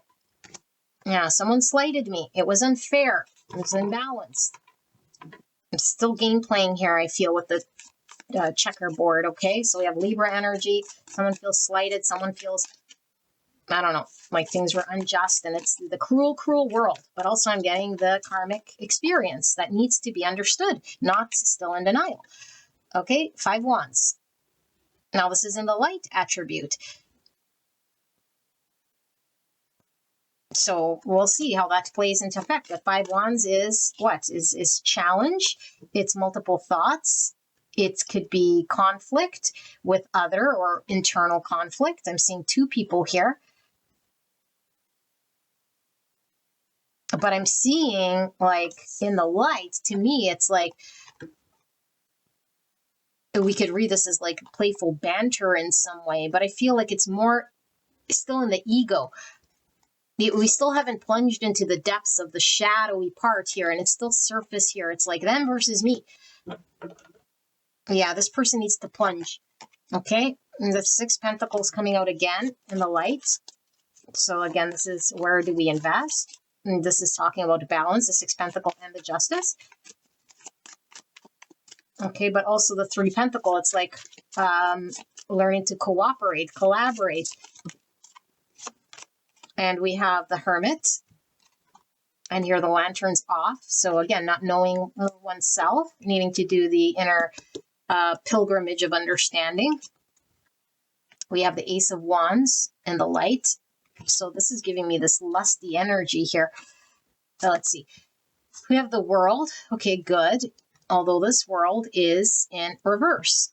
Because I had questions around the cycle. And so to see cycles and then to see the world, it would be a good thing because the world means the successful conclusion of the cycles. So we can start a whole new sort of book, a whole new world. Okay, but this in the shadow means something still hasn't been learned or seen or understood and closed out. There's the devil. Now this devil is in the light attribute. Capricorn energy, Virgo energy, Libra energy, and we have the Ace of Swords, and it is in the light. Okay, good. Thank you, Spirit. What's at the bottom of the deck? We have the Knight of Pentacles, and he is in the shadow. Okay. Pile number 2. I do feel like it kind of flipped on me. It could be a blend pile. It felt like one energy was coming through at the beginning, and then now it's turned into I do feel your energy, okay? But whatever. I don't want to ascribe it to you. If it's not yours, it's not yours. It's always the other person. Blame the other person. The other person has ego, and I'm perfectly fine. No. This person here is learning a big fat lesson, okay? No matter how done dirty they are, no matter what has happened to them, I do feel like there's another energy here that I first started channeling with. Someone may be stuck. Somebody might have used us. Somebody might have made us feel just used and abused. They could have chose someone else. It's like, oh, they did. Or sorry, the lovers was there. It's like they chose someone else, or they were in another relationship, or whatever. And we're looking with the external eyes, making all sorts of stories. Meanwhile, there's an accountability and a responsibility within self to see a truth. We experienced the Wheel of Fortune here. We got handed something, okay? But nothing is just random. Okay, I mean, it might appear as though it's random, but everything in the universe is balance. It's balance of energy, and we don't know how the balance is being created. It could be karmic sort of repayment, and we don't know of past lives or what small little action we did that might have had a big impact or a ripple effect, but the universe always finds balance some way, somehow. This experience was in order to close out some understanding that this person has, which they're still working through. So what did they realize so much? They're still hanging on to the beliefs that they had. Like I said, it's a denial and the external thing that happened to me and da-da-da-da-da with that narration until it closes out, until they start to see it differently here. They're sort of chained to the devil, but Spirit is talking about this experience was the catalyst to get this person to break out of this devilly mindset. Whatever keeps this person sort of stuck in that narration, that narration that there's a separate world, people are hurtful, I'm this Queen of Swords, and da-da-da-da-da. There's a greater truth that's being shown to this person. They don't see it. They haven't learned it fully just yet. But this experience is making them see this. And this could be however long this person is going to be stuck on this experience.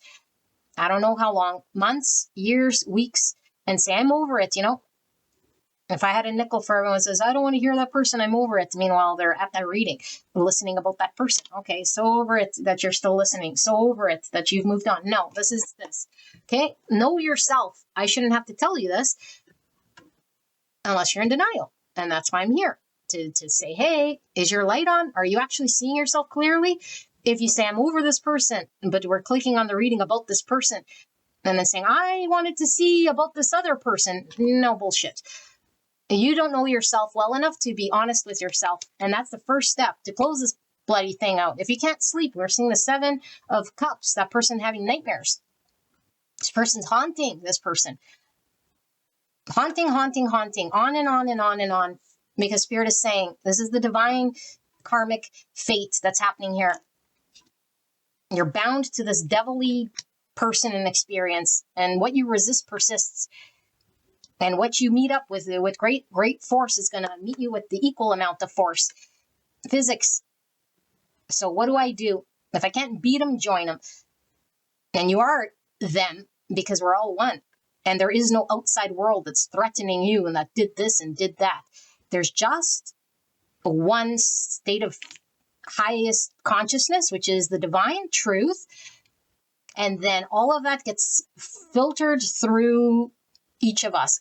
And each of us is just form coming in and out of manifestation with our own veil, our own perceptions, thinking I'm right, that person's wrong. No, we're all one state of consciousness coming through all of these different forms. And so it gives the illusion and the appearance of outside, other things. No, we're all one. Nobody did anything. And so once we go inside and we see the great truth, it's like, I can make peace with this thing. And then we shift things, because right now we want to hang on to the untruth, and we think we have the sword clearly of truth. Like, no, I know because I experienced, because I was the one that was hurt. This person was lusty, or this person lied, or this person was in a relationship, or this person didn't choose me and I was giving them everything. It's like, can we revisit this? There's so much we don't know, so much we don't know. And so there's a need to see things completely from a more higher state of consciousness that is actually in line with great truths. Maybe you weren't giving everyone or this person everything. Maybe you were subconsciously trying to attain something from this person, self-serving. Was this out of unconditional love? I don't think so, because unconditional love wouldn't hold this sort of anger or resentment. Unconditional love is completely accepting and forgiving and wants the greatest thing for other. Maybe their other world or their other person or the stagnation that they have is absolutely for them. To say, I absolutely feel a lot of love, that I want that person to experience whatever's in their greatest, highest good, and not turn it about me and how I was done dirty and now I need to do this and now I need to do that. And now this person, whoever I'm channeling here, feels stuck and feels like the universe was unjust. And it's just scratching the surface here of the ego. And Spirit is saying, go deep. Go deeper. And anytime we start to sort of see it as the other person or out there, bring it back to self until the light clicks and we finally see where we've been in denial. Until the light clicks and says, I was actually creating my own upset. I was actually in a mindset that was untrue, running with that. I was the one that was creating this devil. And so I was chained to that narrative, and Spirit wouldn't let me out of this thing until I closed this chapter. And closing the chapter, the only way to close this chapter, unfortunately, because this is a big karmic lesson, is to see the great old truth.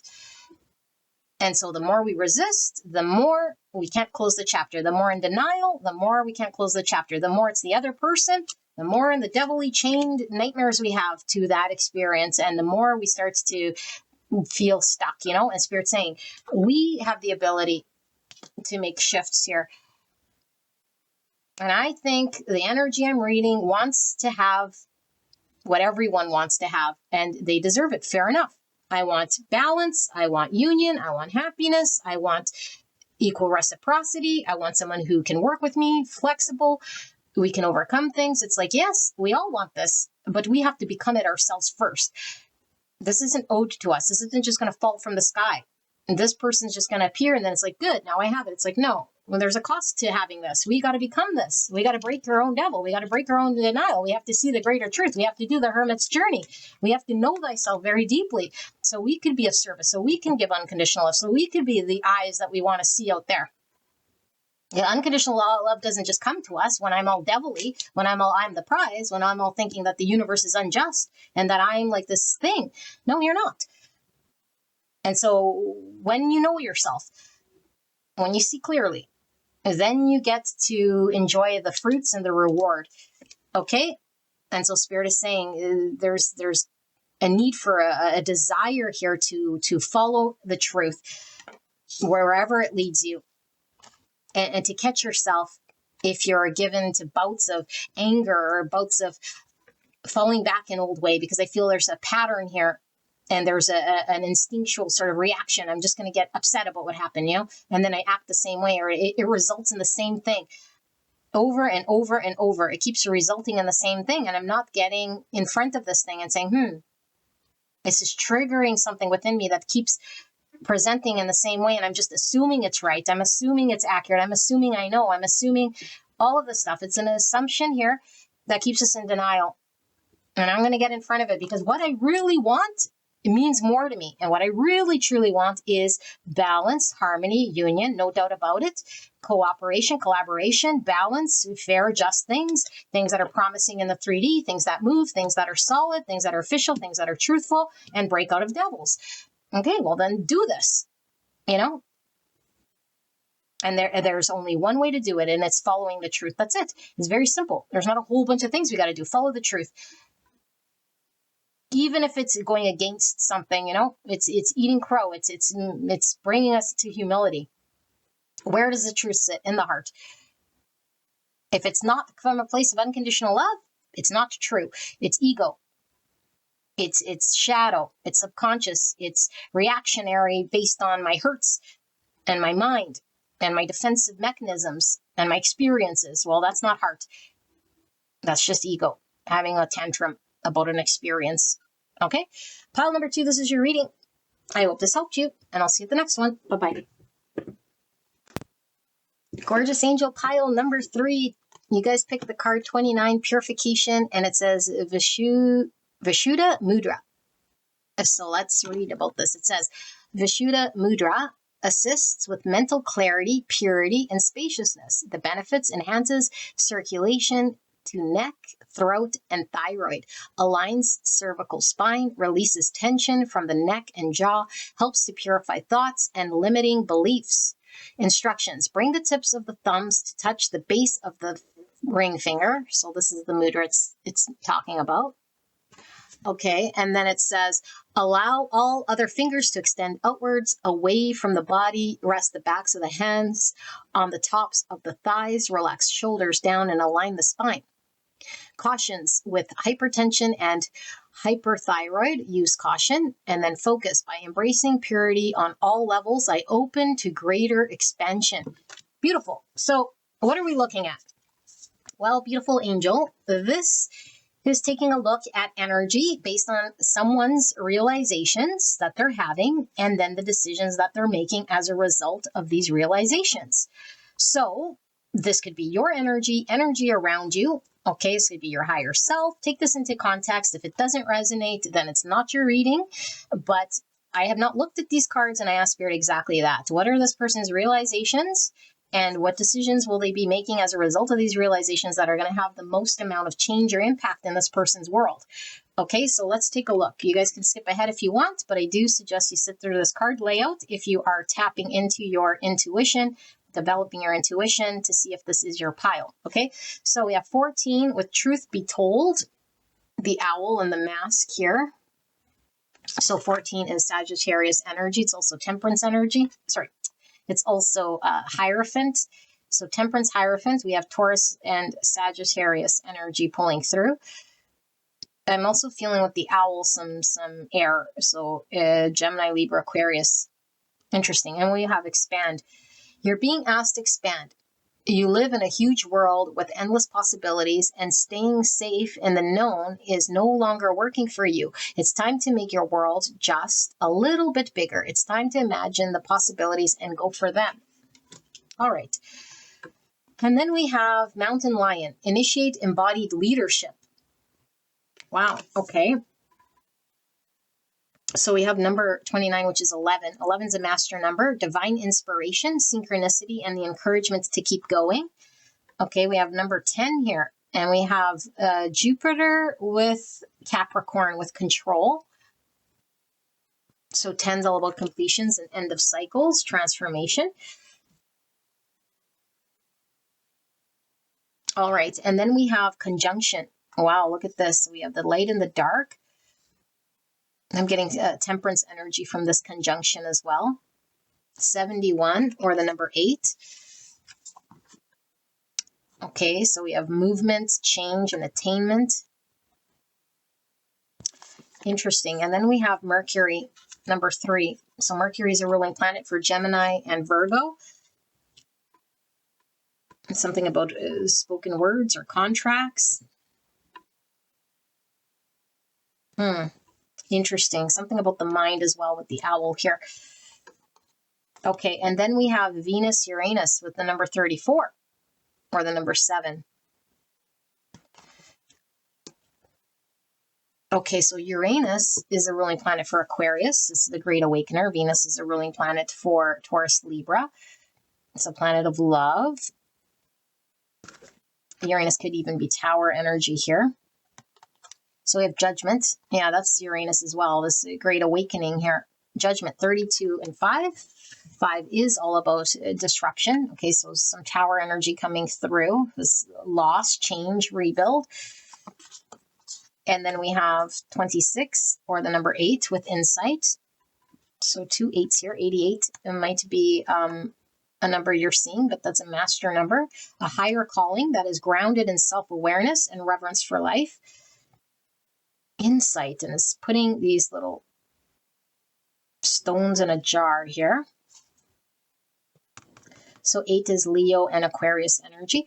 And then we have, I respect the property of others.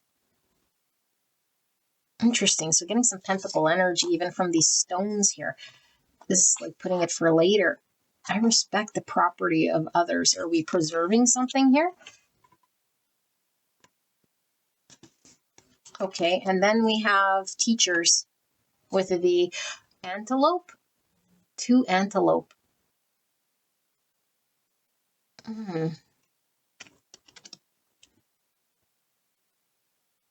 Okay, and then we have hermetic with create.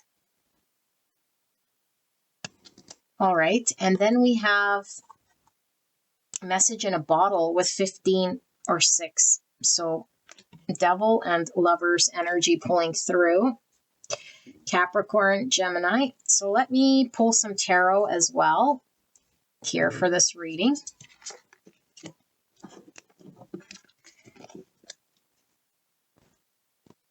Message in a bottle. Interesting. Okay, well, we have message. We have crows, which is communication. The Mercury is also about communication.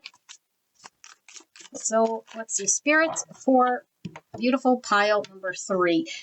This energy that I'm about to channel is this person's realizations that are impacting this person's decision making. Clear and concise message for the greatest and highest good of pile number 3. Please protect me and the viewer as I channel this message for the greatest and highest good of pile number 3.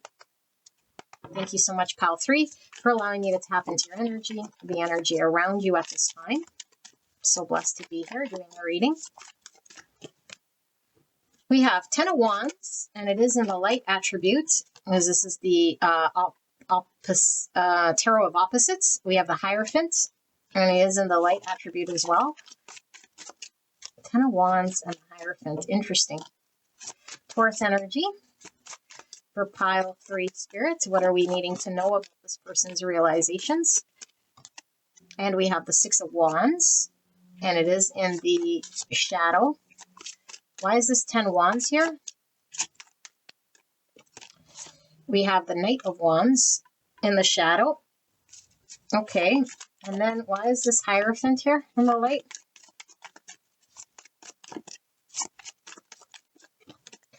We have death, and it is in the light attribute as well, Scorpio. And then finally, 6 Wands.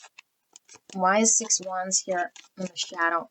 And we have the 8 of Wands, and it is in the light. Okay, and some more of this communication thing here. And we have the 2 of Wands, and it looks like it's in the shadow with the 2 Wands. Okay. Give me a second. You guys can skip ahead to channel what is coming through here, okay?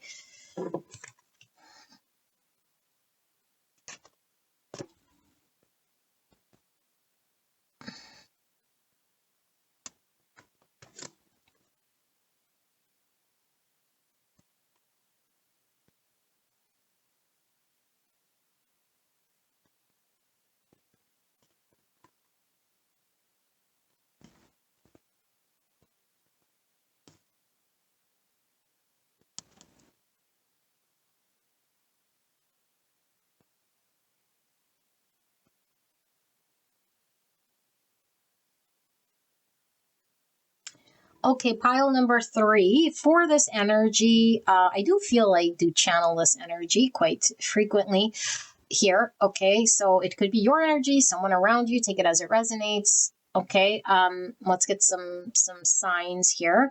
So there's Sagittarius and Taurus, Pisces, Libra, Capricorn, Gemini, Virgo, Leo, and Aquarius, and Scorpio. I know that's a lot of signs, but that's what's pulling through for this pile. Okay, so there's something about this person's understanding, which is very fitting for this type of a reading, because I think that this person had one understanding and it was untrue.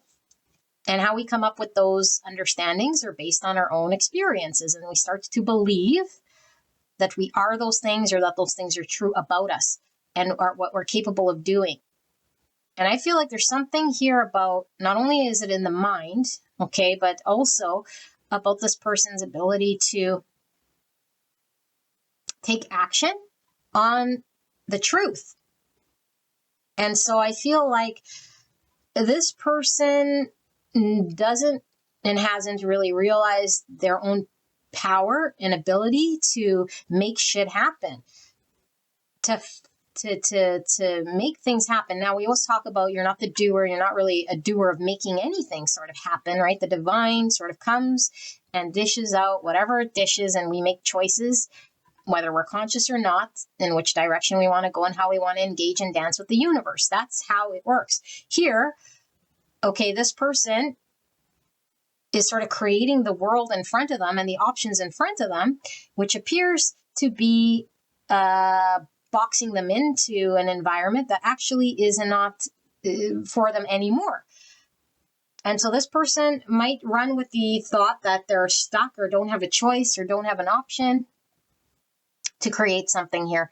And so the universe is showing this person that they have a way of working over and above and beyond any obstacle or any understanding that might be limiting this person and keeping them stuck. And so this person has ideas of what they got to do and who they got to be, and they believe it so much so, and it keeps them small. And so they could be, like a big fish in a small pond. They could have all sorts of stories of why they can't do this or can't do that. And I feel like this person has an opportunity in front of them, has had an opportunity for quite some time. So if you resonate with this, you would know this isn't something sprung upon this person, that they've been called for quite some time, that there's something brewing here that's been getting this person to take action on greater truth, because they're being called to create something beautiful here that's going to benefit them.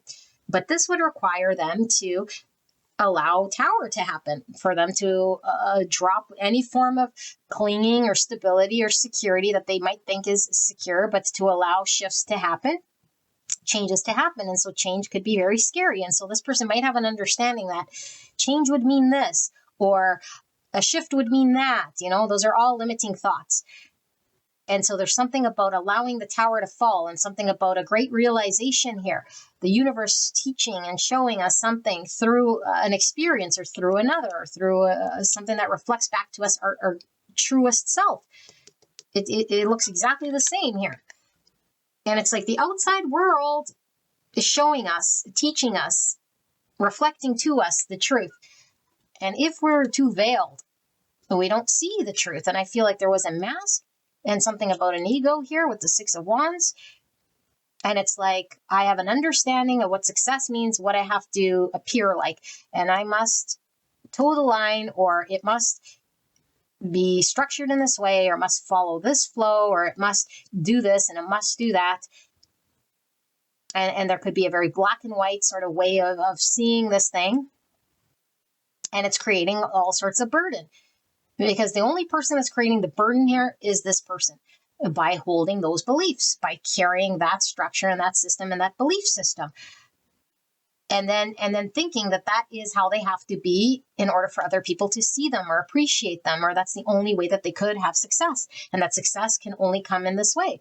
And I feel like this person is being given this download, if you will, or this opportunity, this being reflected back to them by the universe, by an experience. And it's like, connect to another part of yourself in order to follow this dream, in order to move and have a breakthrough and release this.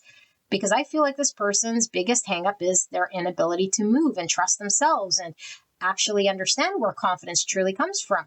And there would require them to release what doesn't work in their world anymore, because it's keeping them stagnant. It's keeping them maybe feeling safe and keeping them feeling secure. But it's like, we must release in order for us to move forward. We must know where we're being held back. We must allow change to happen without having,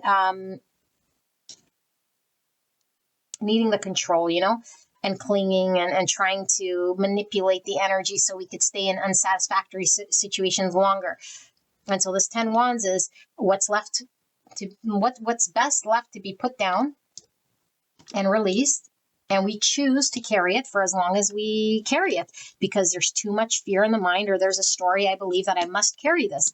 I must be the one that does this. I must, because that's the way I was shown. That's the way I was taught. That's the way the right person does it, right and wrong. That's the ethical thing that I must do. It says who, where did that belief come from? How is it generated? Is it giving you the results? Is it in line with your hearts and your truest feelings? Are you just upkeeping motions? So many questions to ask here. And I feel like this person has been planning, It's like, I'm going to plan for a better time or a better day, but I'm still going to stay in this other sort of belief system. It's like, as long as we're in this belief system, you could plan all day long and nothing's going to happen. And nothing's going to happen. And it's like, some other time, some other place, I may eventually sort of experience a thing here. And Spirit's saying, no, you're going to experience a thing here the minute you put down this 10 Wands. The minute you release what needs to be released here. That's the great truth. And so this person feels stuck by circumstance. Like there's I just moved this and we saw the 7 Cups. Okay, so 7 Cups is options, choices, decisions. And we see the 2 of Wands here in the shadow. Okay, but this is an interesting 2 of Wands. So 2 of Wands would be 2 sort of pathways. One would be the path I know, sticking to the same and maybe not even moving. Okay, or going down one path that's going to decide to keep me stagnant. In fact, this is the tree. So trees are very rooted. They're very stationary. Okay, it could be there for a very long time. And it could be a place of stability again. Maybe it gave me security. But look at this tree, has no leaves, has no fruit. It's kind of dry here. This is this death. It needs to understand what we're hanging on to. What world are we sort of saying is the world I must stay in? This is the 10 Wands. This world is dry. This world has no fruit. This world has no greenery. This tree isn't abundant, but yet we're clinging to it. And look, we're barely even hanging on here because we have no wiggle room here with the 10 Wands. We're at max capacity. It's so tiring to hang on this way. How long can I hang on like this? I don't know, but at any point I'm going to fall. This person's about to fall. because they're 10 wands. We can't carry this for a very long time. It's bound to break the camel's back, right? This person is bound to slip. And so Spirit's saying there's other options here. And how long are we going to sleep on these options? Okay, so this is 7 cups in the light attribute. So lots of options. That's obviously beneficial. And I feel like we don't see something coming here because I feel like this person is being hit on the head with a bunch of abundance here. Because I think this person's been hit with abundance that they're sleeping on, that they're not taking action on, that they think is in some other person's hands or some other person's ability, but not me, not in my ability, because I am an imposter, or I must do this other thing over here. Okay, and so I feel like this person's entertaining the past. This person's entertaining some sort of structure, some sort of world that they know. And Spirit's trying to get this person to break out of it. And I feel that's exactly what this person is going to do, have a breakthrough. And I don't feel like it's because all of a sudden this person is conscious to choose it. I think because this person can't know more, which is a little different, but that's fine. However we get there, because once we have the breakthrough, it's like, whoa, finally I see the light. Why was I stuck to this rotting tree or this thing that wasn't abundant? That was so heavy and I didn't need to carry that burdensome thing. And I was believing whatever story I was taught, whatever Kool-Aid I drank, whatever belief system that someone else told me was right. And I thought it was, and it made it very hard for me to let go and have a new beginning. I was clinging to that in which I knew.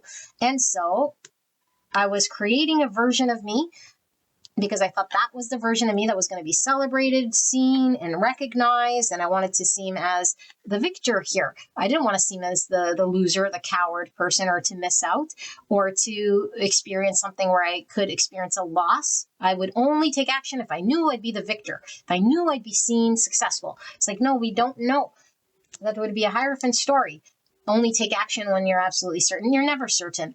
There's nothing certain about life. There's just being in dance with the universe and having trust in the divine flow and rising above any limiting thoughts and knowing that the best thing is going to unfold for me. And then I'm going to take action based on that. And I got to release anything that sort of keeps me stuck, stagnant, small, and not seeing greater truths. I got to recognize when I'm in my own way. And I feel like this person is having this shift. And they've been quite stagnant for some time. And they've been waiting for the right moment or waiting to see, I'll wait and see and wait and see. And it's like, how long are you going to wait and see?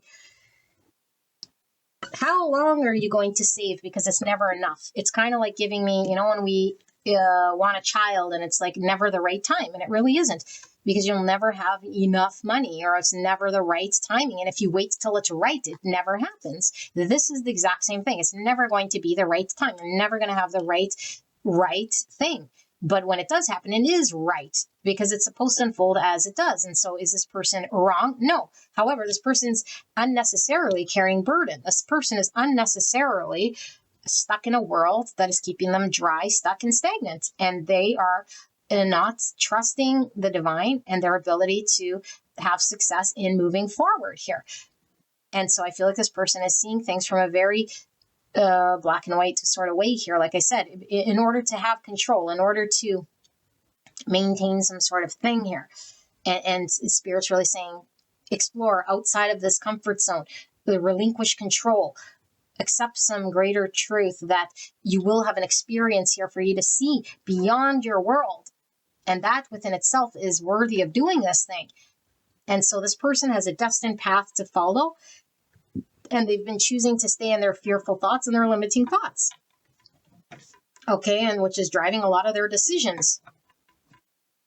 And I feel like they could be thinking, again, like, I'm just postponing this version of me that they feel is going to just fall, on top of them. But it's like, well, in a way here, so the universe does slap them with something, but it's like, so they could see that it needs to deal with this 10 wands that they're carrying unnecessarily. So let's see, Spirit, what am I missing? Because I do feel like there's something here that's not pulling through. For pile number 3, what do they need to know about this person's realizations? Because right now this person's under one assumption, but I mean, the fact remains that the judgment is coming. I don't think this person had the judgment quite just yet. The tower must happen before we see the light.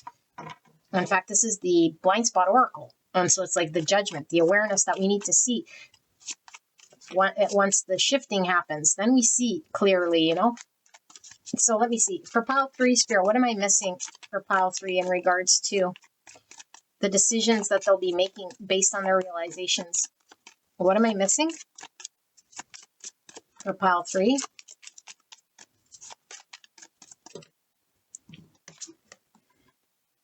The sun. So sun is clarity, but sun is also ego. And I'm feeling in the shadow, we're not seeing clearly just yet. We're still in the ego because remember, we have the 6 of Wands in the puff out my chest and I must look a certain way, even if that means it's not my true self in order to have success. And it can't be the true self when we're still in the Hierophant energy, because the Hierophant is sort of, we're taught a certain thing, a way of being. We have a certain belief structure in place here that's keeping this ego, okay? And so there's something about an ego that pulls through here that's driving the understanding that this person has in regards to their own happiness and their own joy. So Leo energy. What am I missing here for pile 3 in regards to their understanding and their decision making here? So our decisions are only as good as what we see, you know? That's what Spirit's saying. And so if we can't see, and if we're seeing through the veil of ego, then that's what we see. And we make decisions based on that. And it's like the truth is beyond the ego. The truth is behind the mask. The truth is what is maybe not spoken or understood just yet. Because what this person sort of understands here is one perception that isn't necessarily clear, that isn't necessarily the truth. Mental clarity, purity, and spaciousness, expansion, consciousness. Okay, but again, in the shadow. So let's see. We have the world. So the world is all about closing cycles. And this world is in the reverse. So we're still not closed out. It's a major cycle yet. 2 major arcanas, and the Hermit, 3 major arcanas. The Hermit is in the shadow. Again, we still haven't fully seen the light. So the lantern is dark here. The understanding still hasn't been seen or understood by us. And until we do, we can't close out this world successfully, but we're right at the final stretch here. So let's see, why is the sun in reverse? What's with this sun in reverse? Spirit, clear and concise message. So we have Leo and Virgo. And we have the 9 of Cups. And it is in the light attribute. So our own emotional fulfillment. And I'm seeing the roses here. And roses to me could be talking about romance. Okay, we also have the Venus here. So emotional happiness of the heart. And we have 4 of Wands. Now that's in the shadow. So 4 of Wands is my 1111 card, which is what? Union, coming together, marriage, commitments. Now in the reverse could be plans fall apart. Things aren't coming together. Things aren't balanced. I'm not with my community of people.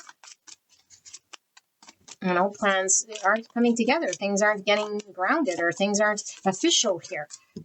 Something about officialness, something about speaking one's truth. Wheel of Fortune, something destined, another major arcana, and this Wheel of Fortune is in the light, and 4 swords in the light. Okay, so this person is healing. It's happening through a process, even if they don't see the light or aren't fully understanding yet the truth. It's being revealed to them. This is happening. Major, major, major, major arcana, okay? The universe has the wheel. Things are going to shift and change at the divine timing. I know we don't like to hear divine timing, but the universe knows when things are supposed to be understood. This person is hanging on to a 10 wands here because there's too much fear in accepting what would happen if they were to drop the 10 wands and release what doesn't work, because there's a strong need for control here. So I feel like this person is actually sacrificing their sense of community, their sense of commitment, their sense of union and coming together in a world here, as long as they don't see the light, as long as they stay in ego, as long as they upkeep some form of facade, as long as this person doesn't allow themselves to see the truth for what it is. So they have to sit with themselves and understand and close out this belief system. And so there could be a lot of inner child things we got to understand or heal. Okay, so I carried it ever since I was a child, this belief. Or I was trained by my parents, by society, by my upbringing, and all of my beliefs to believe in this way of being, which is the facade, which is the ego, which is the shadow self, that I had to do or succeed in this way. And until I see through this thing clearly by no one else is doing, but my own devil's advocate, I sit there, I question, I observe, I go deep, I meditate, I'm honest with myself, I reflect, I take the time to do this, then things can start to turn around. But until then, it's like depleted. I'm still with that dead tree. Things aren't abundant. Things aren't coming together. And Spirit is saying, this is the devil I know, thinking maybe I am completely emotionally fulfilled here. You know, it's like I have this fake sun. And I mean, the sun, whether the sun is in the upright position or in the reverse position, the sun is the sun is the sun is the sun. And so this person might truly think that they have a sense of happiness here, a sense of stability here, a sense of it's giving them what they need. Meanwhile, it's like you can have this happiness, true sense of happiness, without carrying this 10 wands and seeing the truth clearly of who you are. You don't have to put up a facade here or give into any ego. But it's like, we don't know what we don't know. And if I've only ever experienced a 9-cup in this way, thinking this is as good as it gets, then that's as good as I think it is. Big fish, small pond. Of course, the big fish is saying, ooh, I'm the big fish, I'm the big fish. But it's like, yeah, but consider the source, consider where you're at and the environment here, because you're a big fish where? A big fish in a desolate land. You know, it's like there's so much more. Spirit is trying to move this person out of stagnancy, but they have to relinquish control. And they have to show a sense of leadership here, but not from a place of ego, or only when I'm going to be victorious, or only when I got to do as I'm told or as I think it must go. It's like, no, the divine knows how it must go. Divine timing is guiding this thing. The moon. And that's in the light. So this person is working through their fears right now, okay? And their subconscious. I feel there's inner child, subconscious things that are creating all sorts of understandings that are based on hierophants and limiting thoughts that are really, at the end of the day, just fears of deviating from that hierophant. And if we don't know ourselves, we think we're that mouthpiece of our parents or our society. That's my thought. I originated this thought and I'm choosing this. It's like, are you sure? Or are you just conditioned and programmed? Are you sure that's where your happiness is? Because it looks pretty desolate here. And it's like, this person might believe, like, I can't come together with other, you know? It's like I can't commit to a marriage, or I can't have a marriage, or I must do this sort of thing. But it feels very like loner type energy here. I'm the only one that can create my own emotional happiness here, but in an unhealthy way, where it's like, yes, you are in charge of your own happiness, but when we're actually avoidant because of fears and because of limiting thoughts and pushing commitments out. And we're thinking that this is where my happiness lies, but it's really an untruth because it's from a place of control. And it's really a mask and really an ego. And it's like, those are the decisions we're making. Then are we really conscious? Are we just acting out of subconscious ego decisions, you know? Like, look at me. I'm having success here. I'm making these decisions and look at me, you know? That's like, are you sure? because it feels very heavy. So I'm going to get just clarity on this 10 wands here, because I feel like there's something here with the 10 wands, obviously. And then we see this breakthrough with the 8 of wands. But there's also something about communication, which I'm not putting together here. So let's see. Why is 10 wands here for pile 3? What's with this 10 wands? Like, we see the world, which is an ending. 10 wands, which is an ending. We see the death card, which is definitely an ending. You know, and success with the world card. The sun is all about success. Wheel of Fortune is all about cycles. So let's see. Why is this 10 wands here? A Queen of Pentacles. And I don't know in this card which one's shadow, because to me they both seem shadowy, you know, but here it's like she's hanging on to the matrix world or pentacle, and she looks like she's happy with it. But she's in a cave and it's all dark, and it's like still clinging to some matrix idea. That's, yeah, and it's 9 cups. 9 cups. It's my 9 cups. I'm clinging to the matrix world, but that's 10 pentacle. Or 10 pentacle, I'm sorry, 10 wands. It's like heavy to cling to that matrix pentacle. So Queen of Wands is Virgo, Taurus, Capricorn energy. It's like the outside world is going to provide me with my happiness here. That's the belief that I have here. And I must attach to it or cling to it, or my security lies within it. That's a 10 wands. It's tiring to cling to material world. That's not going to bring the happiness. Yeah, look, Tower. That's the Tower energy we were feeling here with the Uranus. Something must be deconstructed. This is a Tower in the about to fall apart here. Okay, it's also giving me moonlight energy, which we were getting the moon. I forget where the moon was. So it's like we're confused, or our fears are still sort of casting shadows on this world that's really like built on shaky ground that must be deconstructed. And I do feel it has to do with the matrix world. I gotta see what's with this 8 wands and this communication and this breakthrough, because it seems like this person's jumping backwards, you know? It's like 8 wands is forward movement, but this person is like, I don't know, like entertaining their past world. It's 4 swords again. That's that healing card we pulled. But let's see. What's with this 8 wands? The King of Pentacles. So now we have the King and Queen of Pentacles. This could be this 4 wands energy. Husband, wife, union, coming together. Divine masculine, divine feminine counterparts here. It's going to be something about commitment, about marriage. Okay, about our own ability to provide stability, reliability. 4 cups. Rejection, feeling emotionally detached here. Ace of Wands, attraction, passion, fire, inspiration. Being brought alive. And look at all the leaves now on the tree. You know, something fruitful here from a place of emotional stagnation. A rejection, feeling despondent, feeling disconnected from emotions. And sometimes the King of Pentacles is quite emotionless, you know. He's more focused on his pentacles, central, building the empire at the expense of emotional happiness and fulfillment. And then we have the 7 swords, and it is in the shadow. Yeah, okay. And then the bottom of the deck here is the Queen of Wands, and she is in the devilly, shadowy. So I'm getting Capricorn energy, Aries, Leo, Sagittarius energy. Okay, and Virgo, Taurus, Capricorn. So, beautiful angel. 7 swords is this mask. It's an in denial and a sabotage. The person that I'm reading here is choosing right now something in their world, someone in their world, something in their world. It's still devilly.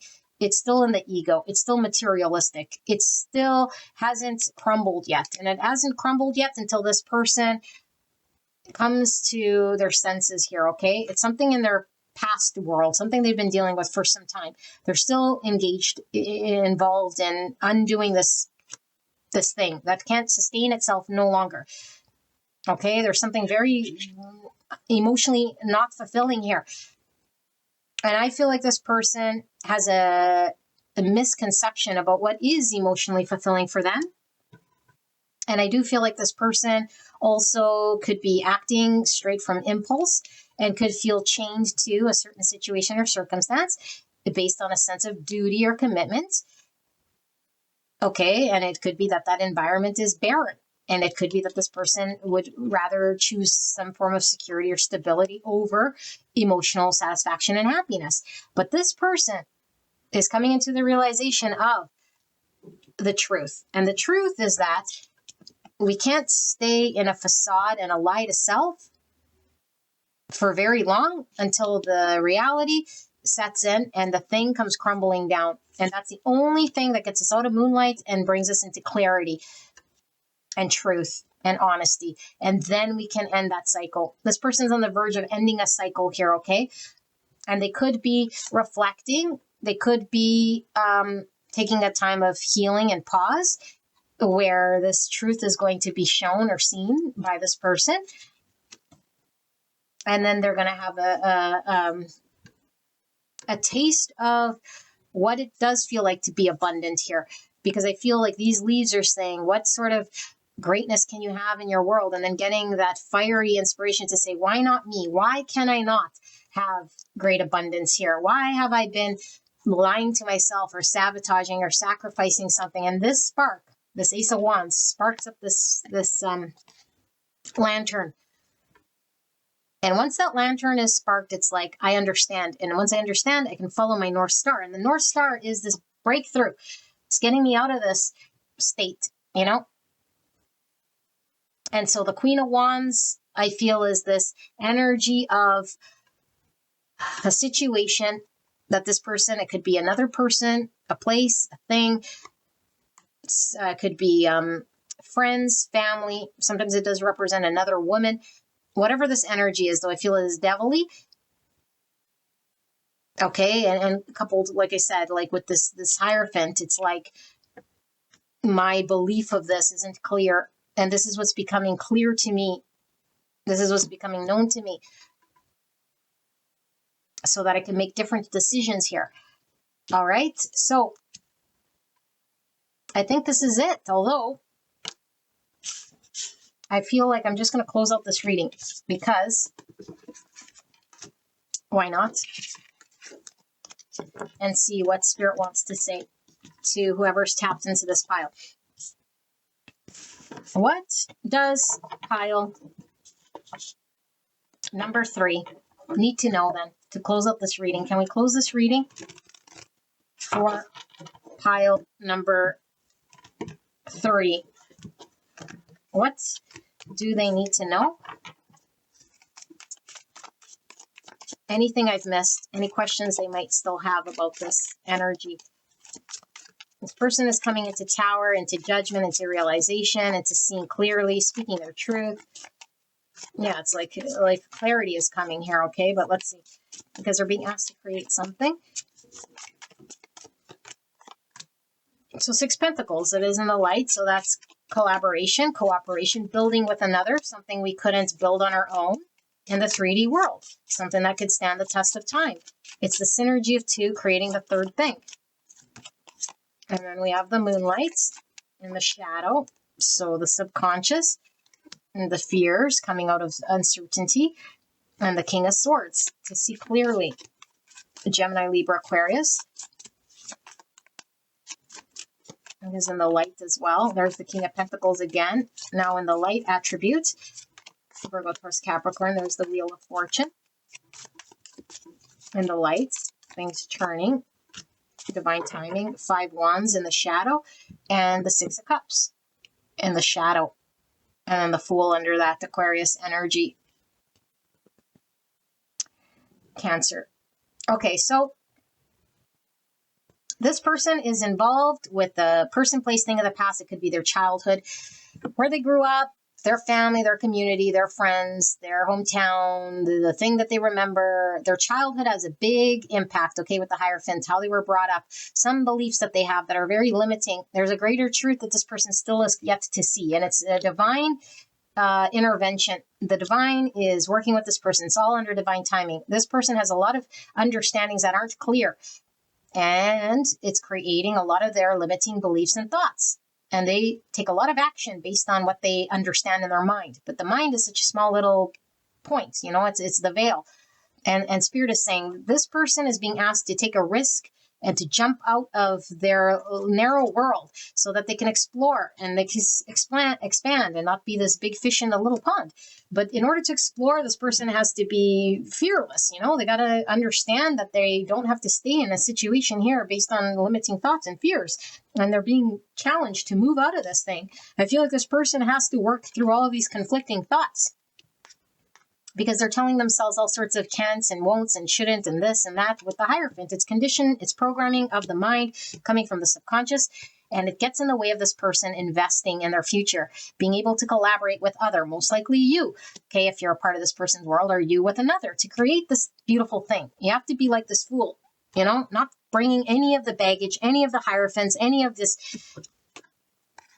6 cup sort of energy, okay? But there's also this soul recognition that says, hey, pile 3 person, okay, whoever this person is I'm reading, remember who you are. Remember the truth. Remember your freedom.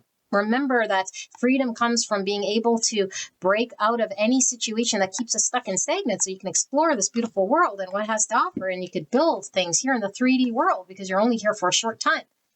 Are you blocking who you can work with or what you can build based on regulations and fears and programming and conflicting thoughts? Or because you're too fixated on how much money you have, or the security you have, or the stability you have, or your family home, or your community of people, or the stability that you've created, or the security you have there, at the expense of being able to experience freedom and 9 cups. And so Spirit's saying, do not stay stuck where you're not expanding, because you might have a false sense of security here, because it'll be sort of desolate, and you'll find yourself sort of by yourself looking at a missed opportunity. Because I feel like there's an opportunity here to create and to build, and they're staying stagnant and stuck in a world that's passed us by a long time ago, that we're still sort of stuck to because maybe we committed to it. Hierophant energy again. And Spirit's saying, no, that's untrue. That's just fear getting in the way. Let's navigate through this. Let's see the greater truth. Truth be told, there's a greater level of understanding. And there's another experience here that's going to give you freedom. It's going to allow you to take chances and risks, okay? But there's too much fear here. 9 swords, getting in our own way, thoughts, fears, anxieties. And this is divine intervention, so it could pull us out of this environment. So that's it. Now I feel I am done. Pile number 3. I love you guys very, very much. I hope this reading resonated for you guys. You'll have to let me know in the comment section if this made sense to you, and I will see you at the next one. Bye-bye.